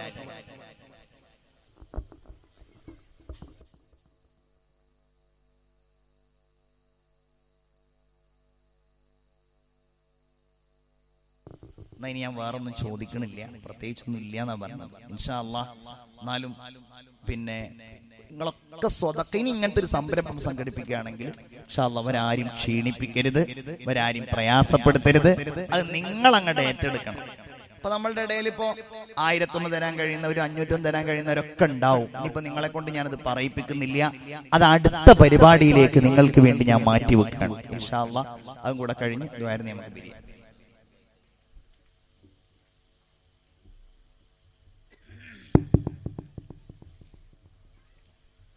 പ്രിയമുള്ളവരെ, ഒരുപാട് സഹോദരന്മാര് സഹോദരിമാര് വിവിധ ഉദ്ദേശങ്ങൾ വെച്ചുകൊണ്ട് മജ്‌ലിസിലേക്ക് ദുആ ചെയ്യാൻ ഏൽപ്പിച്ചിട്ടുണ്ട്. കടങ്ങൾ വീടുവാൻ വേണ്ടി, അസുഖങ്ങൾ സുഖപ്പെടാൻ വേണ്ടി, ഗൾഫ് ജോലി കഷ്ടമില്ലാതിരിക്കാൻ വേണ്ടി, കള്ളുകുടി മാറുവാൻ, കല്യാണങ്ങൾ നടക്കുവാൻ, നല്ല ജോലി ലഭിക്കുവാൻ, വീടില്ലാതെ കഷ്ടപ്പെടുന്നവർ വീട് ലഭിക്കുവാൻ, കച്ചവടം നടക്കുവാൻ, മാനസിക വിഷമങ്ങൾ മാറാൻ, യതീമായ കുട്ടികളുടെ കഷ്ടങ്ങൾ മാറുവാൻ, ശാരീരിക പ്രശ്നങ്ങൾ മാറുവാൻ, ലിവർ സംബന്ധമായ ഹാർട്ട് സംബന്ധമായ അസുഖങ്ങൾ മാറുവാൻ, കച്ചവടങ്ങൾ പുരോഗതി ഉണ്ടാകുവാൻ, ഉമ്മവാപ്പാന്മാർക്കും അതുപോലെ തന്നെ ഉസ്താദുമാർക്കുമൊക്കെ ആഫിയത്ത് ഉണ്ടാകുവാൻ, മരണപ്പെട്ടവരുടെ ഖബർ വിശാലമാകുവാൻ, ഗൾഫിൽ കേസുമായി കുടുങ്ങിക്കിടക്കുന്ന ആളുകൾ അതിൽ നിന്ന് മോചിതരാകുവാൻ, പ്രസവങ്ങൾ സുഖപ്പെടാൻ, ആരോഗ്യമുള്ള കുഞ്ഞുങ്ങൾ ഉണ്ടാവാൻ, കുടുംബജീവിതം സുഖമാവാൻ, മക്കൾക്ക് നല്ല ജോലി ലഭിക്കാൻ, നല്ല വിദ്യാഭ്യാസം ലഭിക്കാൻ, മക്കൾക്ക് മതപരമായ അറിവുകൾ ലഭിക്കാൻ, കുടുംബം മതപരമായ രീതിയിൽ മുന്നോട്ടു പോകുവാൻ, മക്കളുടെ ദുസ്വഭാവങ്ങൾ മാറിക്കിട്ടാൻ, മാറാരോഗങ്ങൾ മാറുവാൻ, പെട്ടെന്നുള്ള അപകടങ്ങളിൽ നിന്ന്, അപകട മരണങ്ങളിൽ നിന്ന് അള്ളാഹു കാക്കുവാനും, കീറിമുറിക്കുന്ന രോഗങ്ങളിൽ നിന്ന് കാക്കുവാനും, അതുപോലെ തന്നെ മരണപ്പെട്ട മാതാവിന്റെ പേരിലും അങ്ങനെ മരണപ്പെട്ടവരുടെ പേരിലും അതുപോലെ രോഗങ്ങൾ സുഖപ്പെടുവാനും കടങ്ങൾ വീടുവാനും ഒക്കെയാണ് ഇവിടെ പല ആളുകളും സഹോദര സഹോദരിമാര് ദുആ കൊണ്ട് ഏൽപ്പിച്ചിരിക്കുന്നത്. ഇൻഷാ അല്ലാഹ് നമ്മുടെ ഉസ്താദ് എല്ലാവർക്കും വേണ്ടി പ്രത്യേകം ദുആ ചെയ്യും. പിന്നെ അതുപോലെ തന്നെ നമ്മുടെ ഈ മജ്ലിസ് ലോകത്തിന്റെ പല ഭാഗങ്ങളിൽ നിന്നും പല ആളുകളും ഇത് കണ്ടുകൊണ്ടിരിക്കുന്നുണ്ട്. അഥവാ ഇത് ലൈവായിക്കൊണ്ട് SKICRന്റെ വാട്സപ്പ് ഗ്രൂപ്പ്, അതുപോലെ തന്നെ യൂട്യൂബ്, ഫേസ്ബുക്ക് വഴിയൊക്കെ പല ഭാഗങ്ങളിലും ലൈവായിക്കൊണ്ട് ഈ പരിപാടി കണ്ടുകൊണ്ടിരിക്കുന്നുണ്ട്. പല ആളുകളും ഫോണിൽ വിളിച്ചുകൊണ്ടും മെസ്സേജ് അയച്ചുകൊണ്ടുമൊക്കെ ഈ മജ്ലിസിൽ പ്രത്യേകം ദുആ ചെയ്യാൻ വേണ്ടി ഏൽപ്പിച്ചിട്ടുണ്ട്. ഉസ്താദ് എല്ലാവർക്കും വേണ്ടിയും ദുആ ചെയ്യണം എന്ന് പ്രത്യേകം ആവശ്യപ്പെടുകയാണ്. അല്ലാഹു തആല നമ്മുടെ ഈ മജ്ലിസ് നമ്മിൽ നിന്ന് സ്വീകരിക്കുമാറാവട്ടെ. ഇവിടെ ഒന്ന് രണ്ട് ഉസ്താദുമാർ ഒരു ചെറിയ ആശംസ പ്രഭാഷണത്തിന് സമയമില്ല എന്നാണ് പറയുന്നത്. എന്തായിരുന്നാലും അല്ലാഹു സുബ്ഹാനഹു വ തആല ഇവിടെ ഒരുമിച്ച് കൂടിയ മുഴുവൻ ആലിമീങ്ങൾക്കും അതുപോലെ തന്നെ എല്ലാ കാരണവന്മാർക്കും യുവാക്കൾക്കും സഹോദര സഹോദരിമാർക്കുമൊക്കെ ഇനിയും ഇതുപോലത്തെ മജ്ലിസിൽ ഒരുമിച്ച് കൂടുവാനുള്ള ഭാഗ്യവും തൗഫീഖും നൽകുമാറാവട്ടെ. എല്ലാവർക്കും വേണ്ടി ഉസ്താദ് ദുആ ചെയ്യും. ഉസ്താദിനെ അതിനു വേണ്ടി ക്ഷണിക്കുകയാണ്.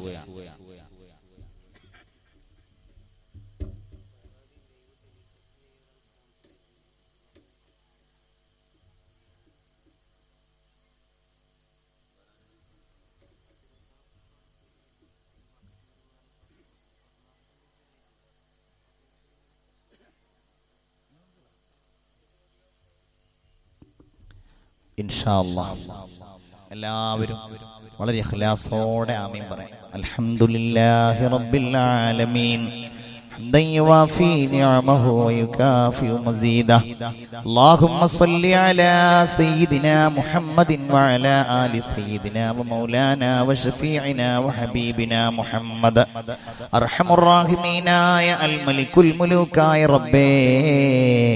ഞങ്ങൾ മഗ്രിബ് നിസ്കാരം കഴിഞ്ഞ് അല്പം കഴിഞ്ഞത് മുതൽ നിന്റെ ദീനിന് വേണ്ടി ഞങ്ങൾ ദീർഘസമയം ഒരുമിച്ചിരുന്നവരാണ് അല്ലാ.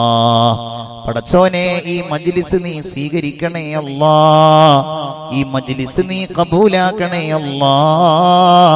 തമ്പുരാനെ, റഹ്മാനെ, നിന്റെ റഹ്മത്ത് ഈ മജ്ലിസിന്റെ മേലിൽ നീ വർഷിപ്പിക്കണേ റബ്ബേ. അല്ലാഹുവേ, ഞങ്ങൾ തഖ്വ കുറഞ്ഞവരാണ് റബ്ബേ, ഖൗഫ് കുറഞ്ഞവരാണ് അല്ലാ. നീ ഞങ്ങളുടെ ഹൃദയം ഈമാൻ കൊണ്ട് പ്രകാശിപ്പിക്കണേ തമ്പുരാനെ. അല്ലാഹുവേ, പടച്ചോനെ, ഈ ആമീൻ പറയുന്ന ഞങ്ങളുടെ ഉമ്മയും ബാപ്പയും ജീവിച്ചിരിക്കുന്നവരുണ്ട്. നീ അവർക്ക് ദീർഘായുസ് നൽകണേ റഹ്മാനെ. ആരോഗ്യം നൽകണേ റബ്ബേ. ആഫിയത്ത് നൽകണേ അല്ലാ. അവരെ നീ വേദനിപ്പിക്കല്ല റബ്ബേ. അവരെ നീ രോഗികളാക്കല്ല റബ്ബേ. മക്കളായി ഞങ്ങൾക്ക് അവരുടെ പൊരുത്തം നീ തരണേ തമ്പുരാനെ. ഈ ആമീൻ പറയുന്ന ഞങ്ങളുടെ ഉമ്മയും ബാപ്പയും മരിച്ചവരുണ്ട്. റഹ്മാനെ, നീ അവർക്ക് പുറത്തു കൊടുക്കണേ നാഥ. അവരുടെ ഖബർ വിശാലമാക്കണേ അല്ലാ. അവരുടെ നീ സ്വർഗമാക്കണേ തമ്പുരാനെ. അവരുടെ ഖബർ നീ വിശാലമാക്കണേ അല്ലാ. ഈ രാത്രിയിൽ പ്രത്യേകമായി അവരുടെ ഖബറിലേക്ക് ഇതിന്റെ എല്ലാ സവാബുകളും നീ എത്തിക്കണേ റബ്ബേ. തമ്പുരാനെ, ഞങ്ങളുടെ ഭാര്യക്ക് നീ സന്തോഷം കൊടുക്കണേ റഹ്മാനെ. സമാധാനം കൊടുക്കണേ അല്ലാ. ഒരുമിച്ച് ഞങ്ങളുടെ ജീവിതത്തിൽ നീ ബറക്കത്ത് നൽകണേ റബ്ബേ. കുടുംബ ജീവിതത്തിൽ നീ ഐശ്വര്യം നൽകണേ അല്ലാ. ഉറക്ക ആമീൻ പറയൂ റഹ്മാനെ. ഞങ്ങളിൽ നിന്ന് ആര് ആദ്യം മരിച്ചാലും നിന്റെ സ്വർഗത്തിൽ ഞങ്ങളെ നീ ഒരുമിപ്പിക്കണേ റബ്ബേ. ഞങ്ങളുടെ മക്കളെ നീ സ്വാലിഹീങ്ങളാക്കണേ അല്ലാ. എല്ലാവരും എഴുന്നേറ്റ് നിൽക്കൂ, പരമാവധി ഒന്ന് അടുക്കലേക്ക് വരൂ. അല്ലാഹുവേ, ഞങ്ങളുടെ മക്കളെ നീ ആലിമീങ്ങളാക്കണേ റഹ്മാനെ, ഹാഫിളീങ്ങളാക്കണേ അല്ലാ, ദീനിന് ഉപകാരപ്പെടുന്നവരാക്കണേ തമ്പുരാനെ.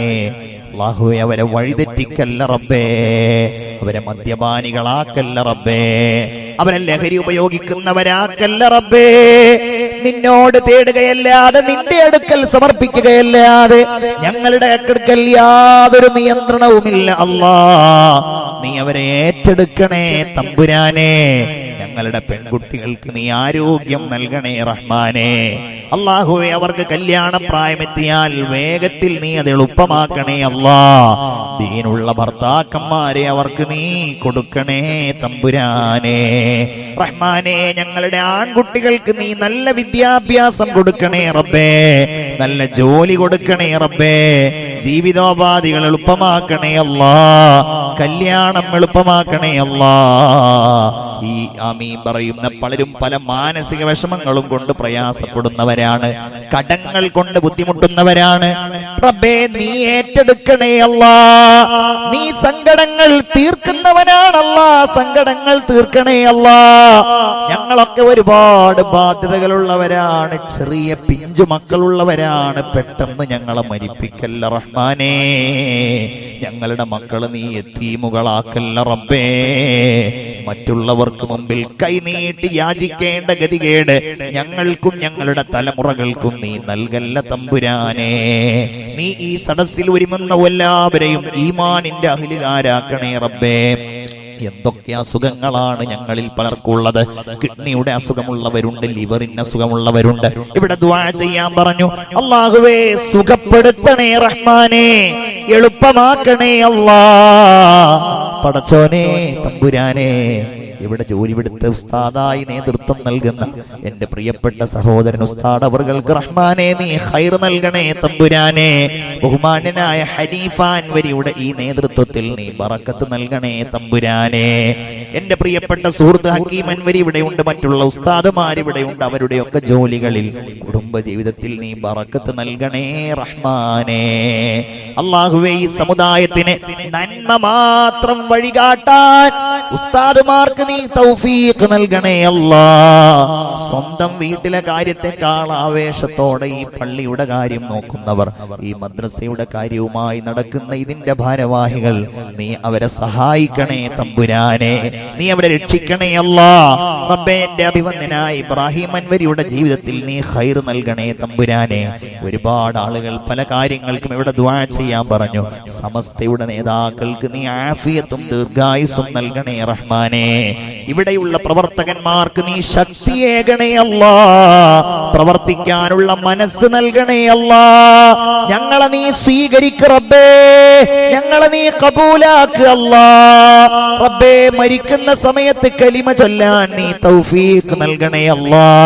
ഇവിടെ വിതരണം ചെയ്യപ്പെടുന്ന ഭക്ഷണത്തിൽ നീ ബറക്കത്ത് നൽകണേ അല്ലാ. അതിലേക്ക് സ്വതക്ക ചെയ്തവർക്ക് നീ അർഹമായ പ്രതിഫലം നൽകണേ തമ്പുരാനെ. റബ്ബനാ ആതിനാ ഫിദ്ദുനിയാ ഹസന വഫിൽ ആഖിറതി ഹസനതൻ വഖിനാ അദാബന്നാർ. റബ്ബനാ തഖബ്ബൽ മിന്നാ ഇന്നക അൻതസ് സമീഉൽ അലീം. റബ്ബേ, ഒരുപാട് ആളുകൾ ഗൾഫിൽ കഷ്ടപ്പെടുന്നവരുണ്ട് തമ്പുരാനെ. ഈ ലൈവ് برحمتك يا أرحم الراحمين. وصلى الله تعالى وسلم على خير خلقه سيدنا محمد وعلى آله وصحبه أجمعين. الحمد لله رب العالمين. صلى الله على محمد صلى الله عليه وسلم. صلى الله على محمد صلى الله عليه وسلم. اللهم صل على محمد يا رب صل عليه وسلم. السلام عليكم ورحمة الله وبركاته.